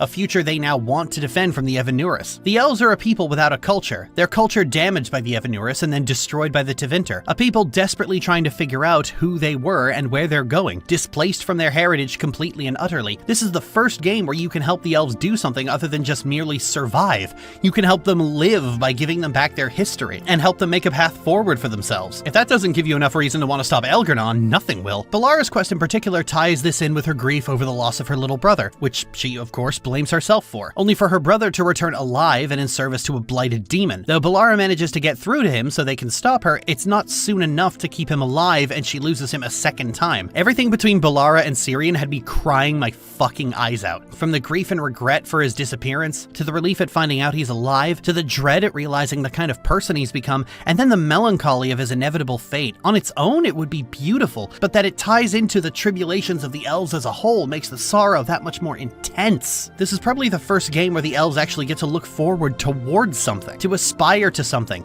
not just to reclaim the past, but to build a real future for themselves. I was honestly surprised. This is a Dragon Age game? Veilguard even manages to do an idea as fraught with problems as Sarawell. Davrin is a Dalish elf who didn't fit in with the culture of clan life. He wanted something different, to hunt big monsters and do something important, so he left his clan and joined the Grey Wardens. Davrin is displaced from the Dalish by his own design, but at the same time doesn't disparage the Dalish to make up for it. He chose to leave. It was for his happiness, and he doesn't resent his clan over it. In fact, his quest revolves around doing this a second time, as he actually survives killing Archdemon Razikale, and now doesn't know what to do. Wardens are supposed to die fighting Darkspawn, and he just didn't. What's his purpose now? Through his quest, you can help him save Griffins from extinction by rescuing the last few from a blighted former Grey Warden, and by the end, I ultimately chose to leave them with the Dalish to become protectors of nature. This ties in with Davrin wondering what to do now that there's no darkness to fight. Tosh is in a similar boat. They were born in the Qun, but raised in Ravain by a mother who still lives by the Qun, but simply didn't want her child raised to be a berserker. The Qun is actually fleshed out to be not strictly totalitarian, but also not. else. It's still a very directed and structured society, staunchly collective to the extreme, but people can join and leave as they wish. In the second game, we learn the Qun take in anyone who wishes to live by the Qun, meaning a lot of elves join the Qun hoping to escape human racism. In fact, the Arishok is so disgusted by the way humans run their society on such fervent inequality that injustice is the reason he attacks Kirkwall in the first place. Look at you. Like fat doth Russie, you feed and complain only when your meal is interrupted. You do not look up. You do not see that the grass is bare. All you leave in your wake is misery. You are blind. I will make you see. The Arishok probably gives people the belief that the Qun is brutal and violent, but that isn't the case. The Arishok is there looking for an artifact, but he's a warrior. In the Qun, people don't move beyond their station. So the reason he's often undiplomatic is because he's not a diplomat. It's not what he was trained or raised to do. The Qun is interesting specifically because it stands in direct contrast to the very human idea of individuality to the extreme. It's at the opposite end of the spectrum, in fact. But to people who have nothing, to people who are at the bottom of an otherwise free society, that kind of stability can be attractive. In Dragon Age 2, when you free Katogen and kill the Qunari who try to kill him, he just kills himself because he wants to live by the Qun. I'd say that sounds dystopian, but you know, I currently live in a society where libertarian ideas are causing a global climate disaster, so touche, Arishok. But Tosh, being born with the ability to breathe fire, meant they would have been made into a berserker, and their mother didn't want that for them, and so she left the Qun for Rivain to work with the Lords of Fortune. Tosh, as a result, has been wedged between the Qunari and Rivaini culture, trying to find out who they are. Everything about Tosh's identity is in turmoil. Their culture, their desires, even their gender, all of them are in a state of flux, so their story is about determining these things.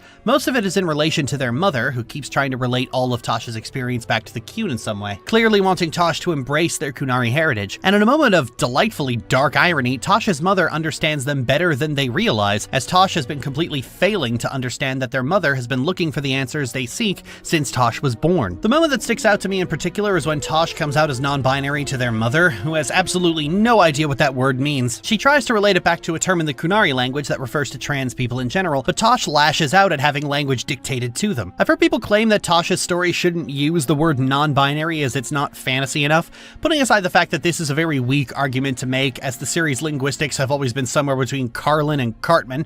Rat shit, bat shit, dirty old twat. 69 assholes tied in a knot. Hooray! Lizard shit, fuck! And nobody ever complained then. We can say fuck, but saying gay is off the menu despite those words being the same age. It's always just the worst kind of people trying really hard to rules lawyer LGBT people out of existence. But on top of that, the story would have actually been worse if they'd done that. If they had come up with a new term like, I don't know, wedged in the fade, there we go, this scene would have had its context completely changed. Instead, this moment... So, I'm non-binary. What does that mean?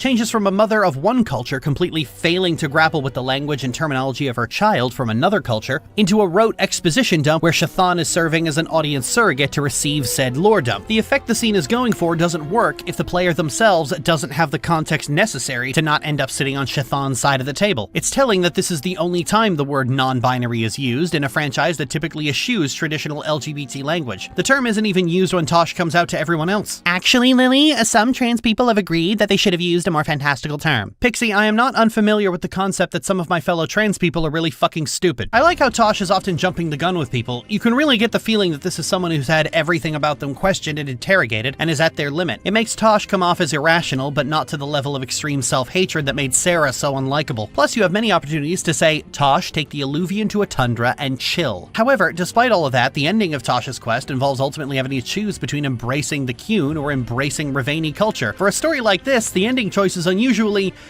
binary.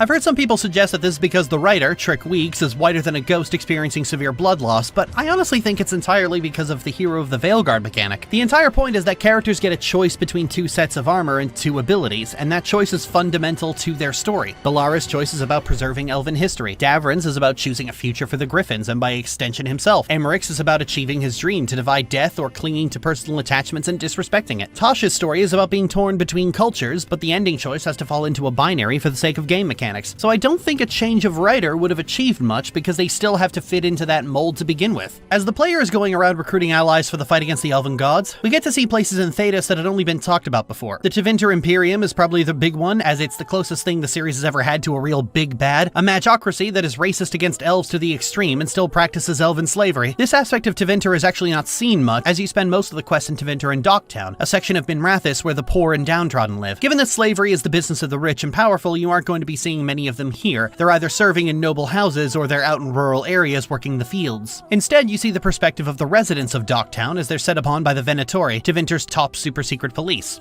Oh wait, I mean totally independent extremist cult that is not endorsed by the government, winky winky. This forms the majority of Nev's questline, where the Shadow Dragons and the Threads are dealing with the schemes of the Venatori, who have allied themselves with the Elven Gods in the hopes of reconquering all of Thedas. Antiva works much the same way. The Antivan Crows are a brutal crime syndicate who take on assassination jobs and kidnap children to groom into assassins, but since they're really good at killing big things, you just have to kind of grit your teeth and pretend you don't see that. One thing I've heard from people talking about this game is that the world of Dragon Age has been sanitized, that the game is more kiddie and soft as opposed to Dragon Age Origins' dark themes and storytelling, how it's been reconfigured to be for teenagers. I have a serious problem with criticisms like this, not least of which being that complaints about media sanitization is ridiculously overblown in the eyes of the terminally online weirdos. They often don't elaborate on what those dark themes actually are, they simply say it as if the meaning is obvious, and without the elaboration I get the suspicion what they're actually complaining about is something else. See, Dragon Age is not dark, and never has been. Origins is just really good at looking like it's a dark, serious, mature story, because everything is brown, characters are racist to the point of cartoonish exaggeration, and your companions react to what are otherwise sincere story beats and characters with self-conscious irreverence like they're aware they're in a fantasy game. But Dragon Age is a series where the apocalypse happens time and time and time again, and you will always prevail, where intense systemic bigotry and self-destructive hierarchies are simultaneously immovable and utterly irrelevant when it comes to the impact they have on the world, where no amount of inaction or apathy by those in power can stop the plucky underdogs, not even when a usurper actively sabotages everything and has the specialized, highly trained army of Darkspawn killers slaughtered down to 2 recruits who were conscripted that day. Through sheer grit and gumption and the power of friendship, they will still defeat the Archdemon and save the world. That's not dark storytelling, that's the Owl House. I've asked people before to explain to me what makes Origins dark, and they always come back with the fact that it has rape in it. Including rape in a story is something a lot of developers straight up won't do, so those that do are instantly lauded as having a dark story because they went to places the Puritans won't go. But developers often don't cross this line for a reason. It's a fucking sensitive subject, and it shouldn't be in a story just so teenagers and people with the brains of teenagers can feel like they're mature and grown up for liking it. And it's funny how even when they bring that up, it's always the objectification of women. The Jarl's son waltzing into an aliage and comically over the top saying, "Grab a whore and let's go, isn't it a party?" Or the Broodmother being the single most over-the-top ridiculous concept that BioWare's ever thought of. You know what nobody brings up? The Dark Ritual. Morrigan suggests convincing Alistair to have sex with her in order to conceive a child that will absorb the old god's soul from the Archdemon, saving you or him from having to give your life to kill it. Alistair doesn't want to, and the player has to convince him to do it. This is such obvious sexual coercion. Have sex or die isn't a real choice, and consenting to it isn't consent at all. But because Alistair is a man, this doesn't get brought up. Alistair himself acts with his usual self-conscious irreverence about the whole thing. I deliberately omitted it from the origin segment to see if anyone would bring it up, but they didn't. This is the single most uncomfortable moment in the series, and yet it's laughed off. It gets its own pervy sex scene with Alistair keeping the DreamWorks eyebrow burned onto his face, which tells you what the game thinks of sexual assault. It's either the backstory to a monster, the backstory to a monster, a silly little joke to laugh about, or the fake-out start to a thrilling action sequence. You're gonna regret this. Sorry, did I say thrilling? Outside of that, the only thing dark about Origins is the color palette. And honestly, I think that's what people point to. Origins released at the height of gaming's brown era because a lot of teenagers convinced themselves that muted colors is more mature. And again, like teenagers, the presence of racism, sexual abuse, and people just generally being shit is what registered as dark. This is what dark themes means to a lot of people. It doesn't matter that the series never challenges those ideas, or at the very least kills the people responsible. It's just that it's there. It's all aesthetics. Veilguard knows what primary colors are, and everyone's too busy fighting the Blight to call Rook Knife Ear every 5 seconds seconds, therefore it's sanitized. This would be like if you called Dragon Age 2 puritanical because they won't let you fuck Bethany. I don't know, I've always found media that is superficially dark and simultaneously too chicken shit to unpack the ideas their stories present to be a far greater example of media being sanitized. Media made for a group of people specifically to be as unchallenging as possible, to revel in human misery and callousness for your entertainment, and ask nothing more challenging of the viewer than which color of blood do you want to see when you sodomize your brother? Origins doesn't do anything with its racism than show you people being racist, and if you play as an elf, you get subjected to racism, and if you play as a human, you get to be racist. And the gamer bros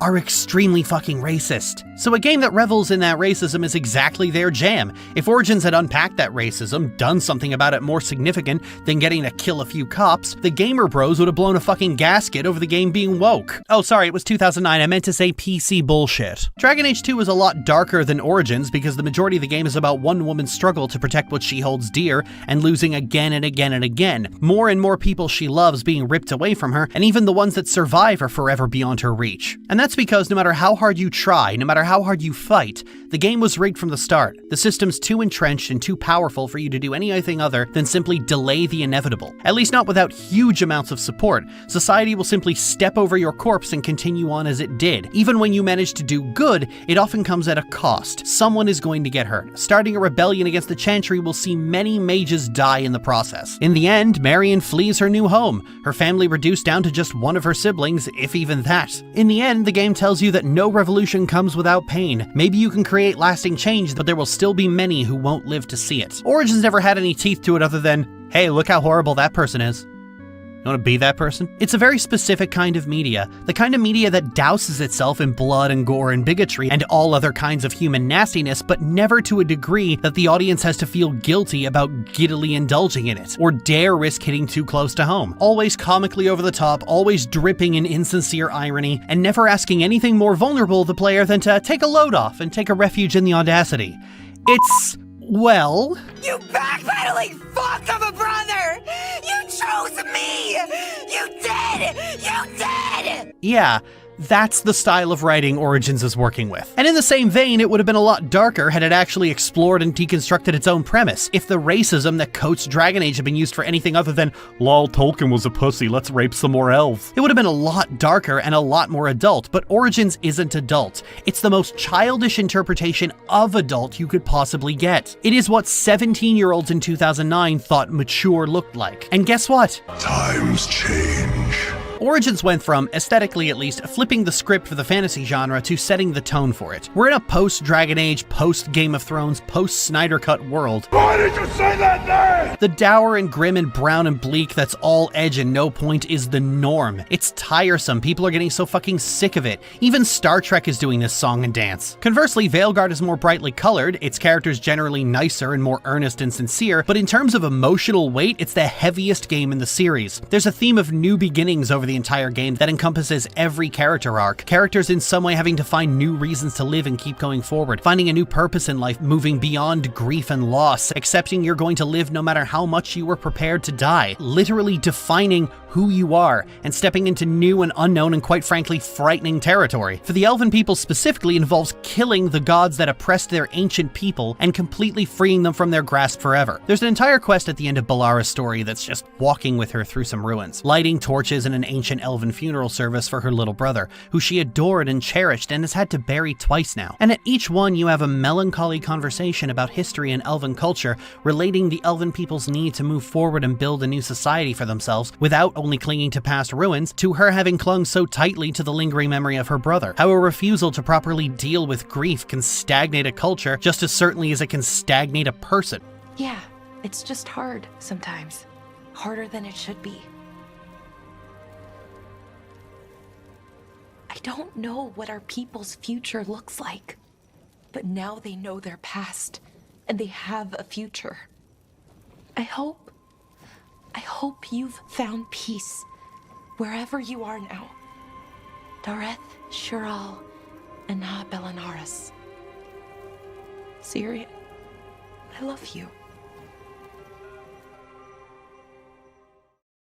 I've always had a rule in place for my critique, and it's my most important, superseding everything else. If a story makes me cry, It doesn't matter what issues it might have. Any awkward dialogue or janky scenes or moments where the writers had eyes bigger than their belly, none of that matters. If it was moving enough to actually make me cry, it's done its job in spite of all of that. It's just fucking good. Balara's story had me choked up multiple times, and its ending is a beautiful capstone to a two-pronged story about growth. It's a story that ends on a note that is unusually hopeful for a Dragon Age game. It offers the possibility of a better future for the elves, and with how much wisdom is packed into it, it makes Origins look like an early access visual novel by comparison. I already made that joke. Sorrow, pain, death, regret, and loss is omnipresent in this game. You spend so much of your time crawling over the kind of cosmic horror ripped right out of Bloodborne, seemingly indestructible and unending. Half the villains are people who have gone mad from their own regrets and pain, and the rest are the ones who have caused that pain in the first place. The ocean of darkspawn that the games always tell you about, now reflected in some of the most brutal combat encounters the series has ever had. Regret and pride having doomed entire cultures and might doom everyone if you can't stop the deranged egomaniac who is convinced that only he can set things right, no matter how many lives are lost along the way. His sheer disregard for the lives of others, sacrificed like a goat on an altar to his own pride. The bright and colorful beauty of the ancient elven empire contrasted against the oppressive tyranny and ritual sacrifice the Evanurus inflicted on its people. But amidst all of that is a general attitude of hope. Thedas is under attack by a sentient blight that's being controlled by gods. Gods themselves are attacking and coming to destroy everything. People die, cities get razed, even the Grey Wardens are reduced to a fraction of their former selves. But they bleed so we can kill them. Veilguard is at times oppressively dark. You lose repeatedly, companions die, at least one is unavoidable in a similar vein to Mass Effect 1. People slowly lose the things they're living for and have to find new reasons to keep going all over again, having to pull the drive to fight and bleed when they're at their most hopeless, and it seems like it would be easier to just wait for the end. And they don't have the armies of multiple nations at their backs, or the sheer demented fanaticism of the Chantry. These are just people whose only reasons to keep going are for themselves and the people they love. It's a game where if you don't take your time to solve these problems, you will lose. You will lose everything. You might stop Solus, but there won't be much of a world worth saving in the process. It's the only Dragon Age game to blend these world-ending stakes with the political nightmare Thedas has become, and do it almost perfectly. If it had the gall, the nerve, to end with the bad guys winning if you didn't prepare enough, it might have just been perfect. To claim that the bleakest game in the series, but one which expertly employs that bleak tone to create something beautiful, is sanitized compared to a game whose only claim to maturity is sarcasm, rape jokes, and getting called knife ear every 10 seconds, is not only dumb, it's straight up dishonest. I've been told by a lot of people that my pushback against this style of storytelling means that I just don't like dark media that challenges me. And honestly, you don't know what that means. I was watching dark and uncomfortable films and playing dark and uncomfortable games while you were sucking your thumb. The loudest champions of dark themes on social media deliberately seek out media that has as many superficial trappings of maturity as possible, but which is as unchallenging as humanly possible. Media that is caked in racism, but not in a way that asks you to think about it. Media that revels in abuse and morbidity, but which deliberately avoids asking uncomfortable questions. Media that will soak itself in sexual abuse, but not ask you any questions about the way in which that abuse is enabled. You don't know what dark means, and you never have. The discussion of whether or not Veilguard is dark, anyway, is an irrelevant one. Tone is not an indicator of quality. Quality is. A dark game that's bad is still bad regardless, and making a bad game dark isn't going to save it. But understanding what makes a story good or bad is difficult, and can't be easily quantified, while equating nastiness with quality is easy, so dumb people really like it as a metric. Is Veilguard dark? Who cares? It's good. It's not just good, it's fucking great. You think yourself capable of judging me?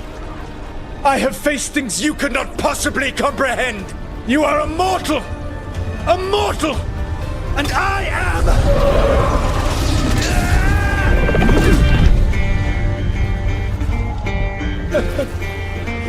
I am a fool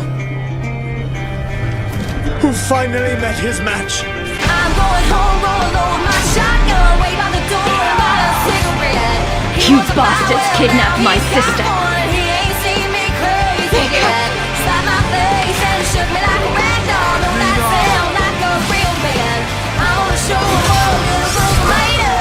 Gunpowder and lead. In playing the Dragon Age series cover to cover, well, mostly cover to cover, and remembering the discourse as each game was coming out, I'm finding myself getting philosophical. As I was finishing up the Veilguard video, I found another video analyzing the game that talked about the strange and aggressive backlash to that game, and pointed out how every game in the Dragon Age series has gotten bitched about only for it to be examined more favorably a few years later, and blamed this on people liking to complain because it gets attention and everyone is chronically online with no critical thinking skills. That was their exact words. I strongly disagree with this notion. I don't like the current method of fandom cope that suggests that people who don't like something are doing so disingenuously, that they don't really hold the opinions they do. Sure, the outrage grifters are completely dishonest and chasing headlines, but the algorithm can only put videos in front of you. It can't make you watch them. And to suggest that people are just chronically online with no critical thinking skills is just a fancy euphemistic way to call someone the R word for disagreeing with you. Grow the fuck up. The real reason that something which is critically lambasted gets more positively received 5 years later is because the people criticizing it eventually move on. Either there's a new thing to shake their walking stick at, or more realistically, people don't stick around with things they hate forever.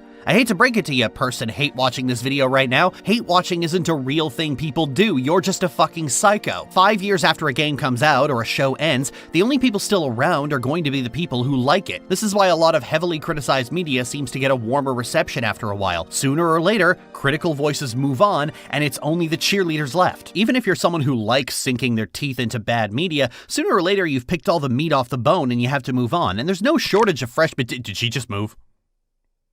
And people often accuse others of lacking critical thinking or media literacy for simply disagreeing with them. A lot of the people who complain about Veilguard not being dark enough just aren't interested in a game about existential dread and cultural identity amidst the apocalypse. What they want is a sweary game you can be evil in. It's right there in how they talk, and the last 15 years of game discourse has been people who don't play evil complaining that evil isn't interesting enough for them. So the people who like playing evil characters in crapsack worlds are slowly losing the thing in RPGs they used to like. This is their issue with Veilguard. I mean, it's not a valid reason to hate a game this aggressively, but it is a genuinely held one. And not for nothing, but the ability to be a bastard in Dragon Age games is extremely limited, and mostly appeals to human players. In the first 3 games, you can straight up wipe out a Dalish clan if you feel like it, but outside of the City Elf introductory quest, there's no option to go full pumped up kicks on Denerim. The most you can do is just let Redcliffe die and kill the werewolves. And in Inquisition, an Elven Inquisitor is shown to be quite the extreme doormat. I mean, the ability to be mean and nasty has been slowly stripped out of the series since Dragon Age 2, but that fact won't push attention-grabbing headlines from angry people whose anger and unhappiness is pretty abundantly clear. And not for nothing, but this is one of the guys who does the most anti-woke crying, and this is what he lives in?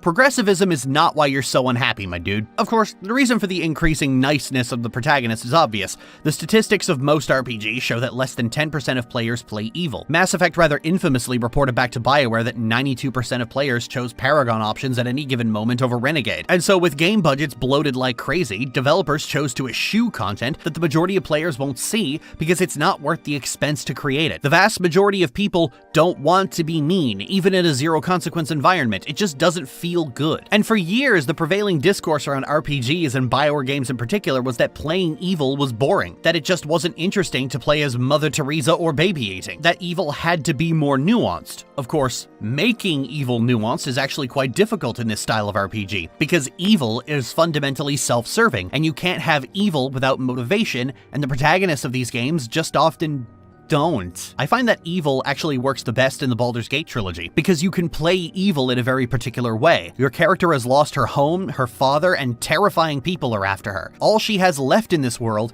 is her best friend, so upon learning of her divine heritage, the goal is clear: gather power, become stronger, and nobody will ever threaten that which I love ever again. And as the next 2 campaigns involve people harming that friend and you taking revenge on them, it works as a character motivation. And it's really fucking dark, as her fear of losing the only loved one she has left drives her to further and further acts of villainy, all to protect someone whose ideals you're trampling on to do it. Not only going against absolutely everything she has ever believed in, but doing it in her name. Like, damn, not only is that a good motivation for an evil character, it's also utterly tragic in how this relationship is slowly breaking down. Outside of that, your character in most of these games has no motivation of their own, so the player can completely project onto to them. And as a result, they don't really have the capacity for evil because there's nothing they really want. They're a vassal who follows the orders of whoever is around them. And this has been a point of criticism in these games for a very long time. Evil is boring by design. Evil is the path of least resistance between you and what you want. And where you get stuck is a lot of these protagonists don't want anything. What BioWare didn't predict, and in fact what nobody could have predicted, is that this shallow, evil for the lulz approach to moral choice would become in vogue. Nobody saw that coming, and it still doesn't make sense to a lot of people. Even if they had saw that coming, by the time the lumbering beast that is the AAA games industry could notice it and react, it'll already be past us. The only AAA game that could was the only one that was allowed to get away with full price early access and having a direct line to the masturbators. But the biggest problem with this series is that Dragon Age is fundamentally against questioning established systems outside of singular villainous scapegoats. There's a reason when you meet King Kalen, he's surprised at the violence in the alienage, and it's softly implied he wouldn't hesitate to do something about it if he wasn't killed at the Battle of Ostagar. Instead, the purge of the alienage and the selling of the elves into slavery is done by the usurper of the rightful king and his lackey who was last seen doing his own coup. God, you know, the system would have just worked fine if only the right person was in power, and informed, the game implies. The Mage Templar Rebellion is started when the Grand Cleric is assassinated and the Templars go rogue and invoke the right of annulment to slaughter the mages for the actions of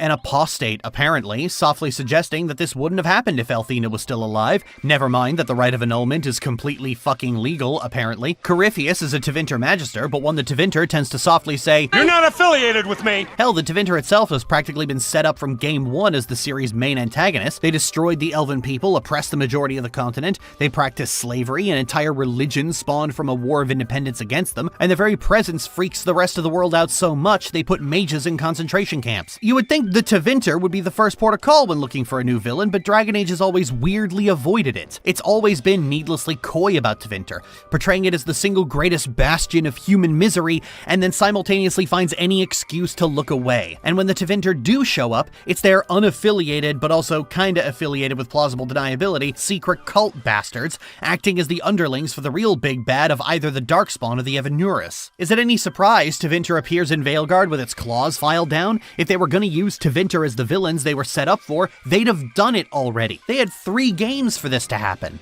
And the thing is, I'm right alongside people complaining about Tevinter being sanded down. I don't like it either. I don't want Tevinter to be nice. I want it to roll up there with an army and kick its fucking teeth in. Hell, Solas's original motivation at the end of Trespasser was to free the elven people from bondage. And then Veilguard quietly shoves that aside in favor of the Evanurus. And you might look at that and go, aha, see, a criticism of Veilguard. But the series has been doing this since day one. They set up Tevinter as a villain and never use it. They set up the Mage Templar War and then it plays second fiddle to the Blight. They set up Solas and an Elven Uprising, and then it gets shoved aside for the Blight again. Then in Inquisition, they quietly removed the ability to spec into blood magic and replaced it with necromancy, even though blood magic is the only version of magic that's actually interesting to consider. The stuff they did with Meryl and blood magic is probably the part of Dragon Age 2 that I have no negative notes for. A character convinced that they can use it for good, fundamentally failing at the cost of the people she loved. She knew the risks, and she did it anyway. And at the end, her biggest regret is simply that Marithari didn't trust her enough. Fucking hell, you want to talk dark?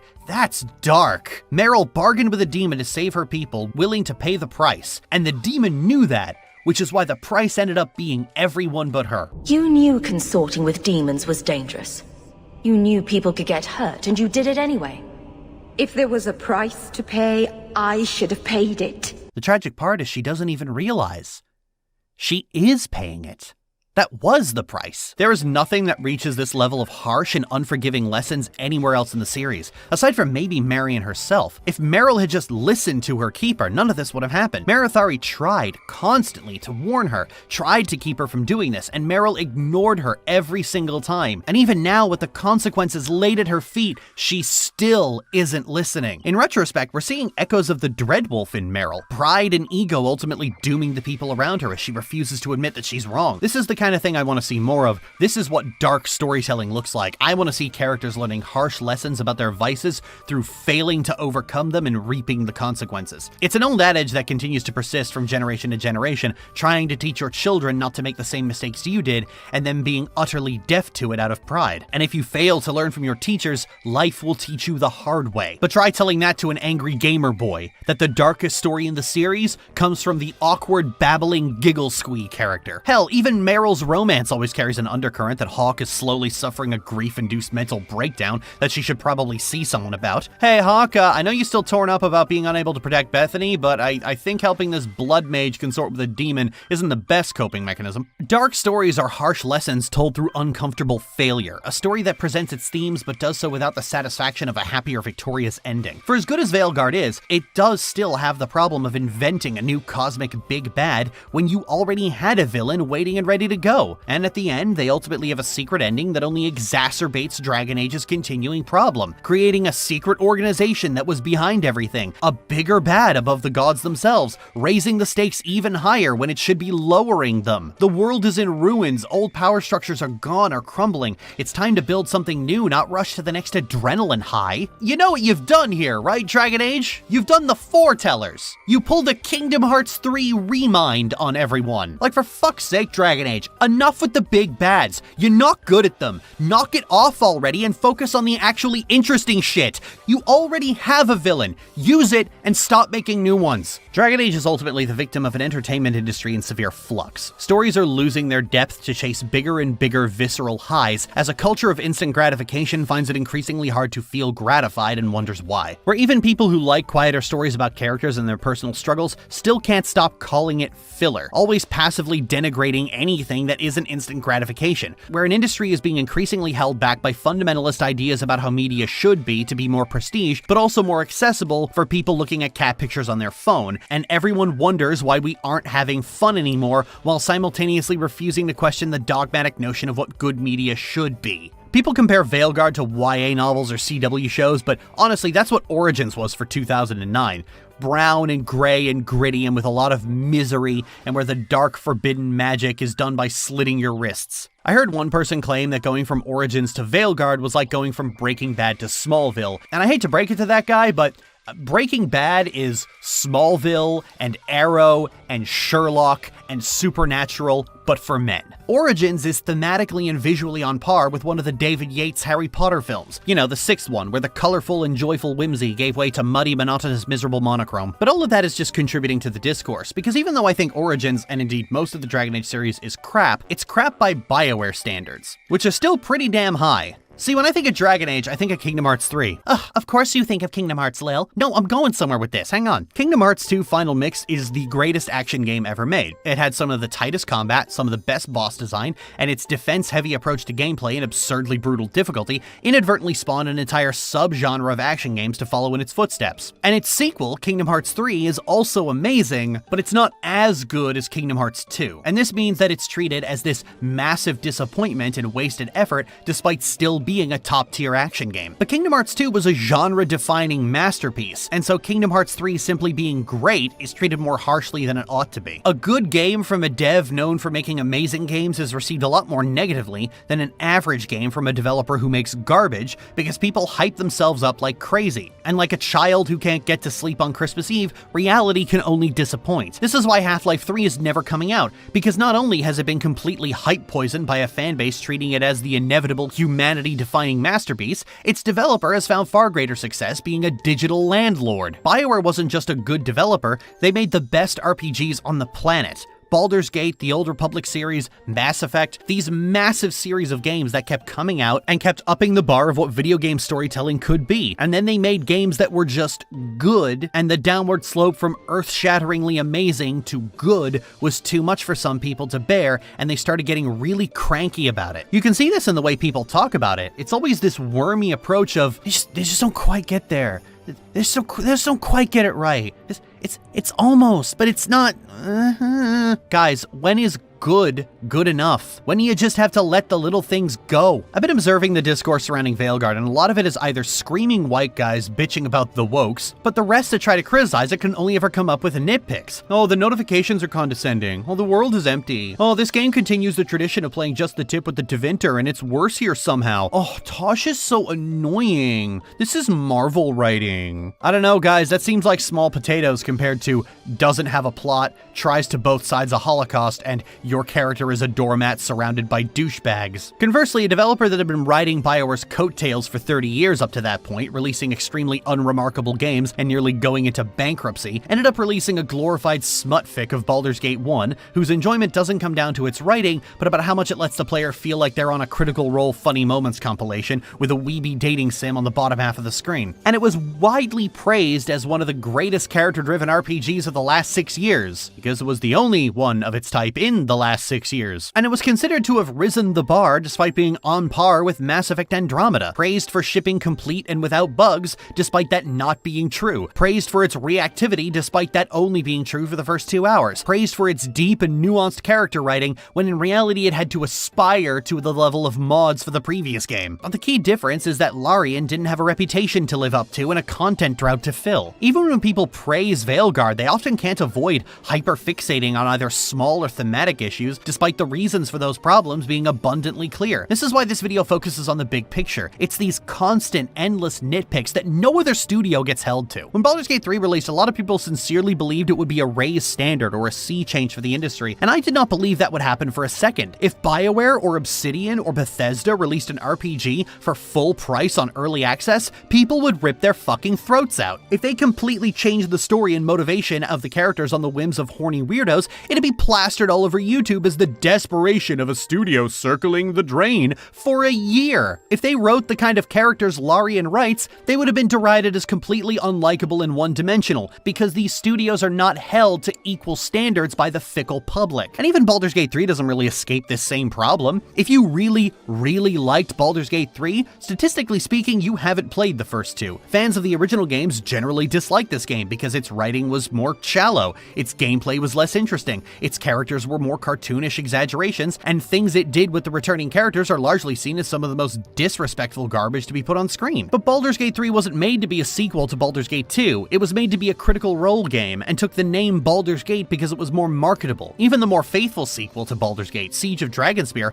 was largely considered a disappointment for much the same reason. But there comes a point where the comparisons become unfair, because Baldur's Gate 2 is the greatest RPG ever made, and falling short of that as a sequel means you didn't quite reach perfection. As much as I dislike its supposed follow-up, my dislike isn't entirely rational. Baldur's Gate 3 is still better than most games on the market today. The same has held true for BioWare for a very long time. The only game in their library that is objectively bad in all forms is Anthem, and also that Sonic game, but be honest, does that really count? Even the games they have that are considered to be weak are only considered so because they're not as good as Baldur's Gate 2, KOTOR, or Mass Effect 2, and people just get unnecessarily weird about that. Some people just wouldn't let go of this narrative that BioWare has fallen, and wouldn't accept them trying to pick themselves out of the proverbial mud, even if that mud is just a bit of roadside dust. You didn't think Veilguard was dark enough? You can criticize that without being a hypersensitive psycho about it. Dragon Age has always pendulum swung in response to criticism. You'd get it back in the next game. Well, I guess you won't now, so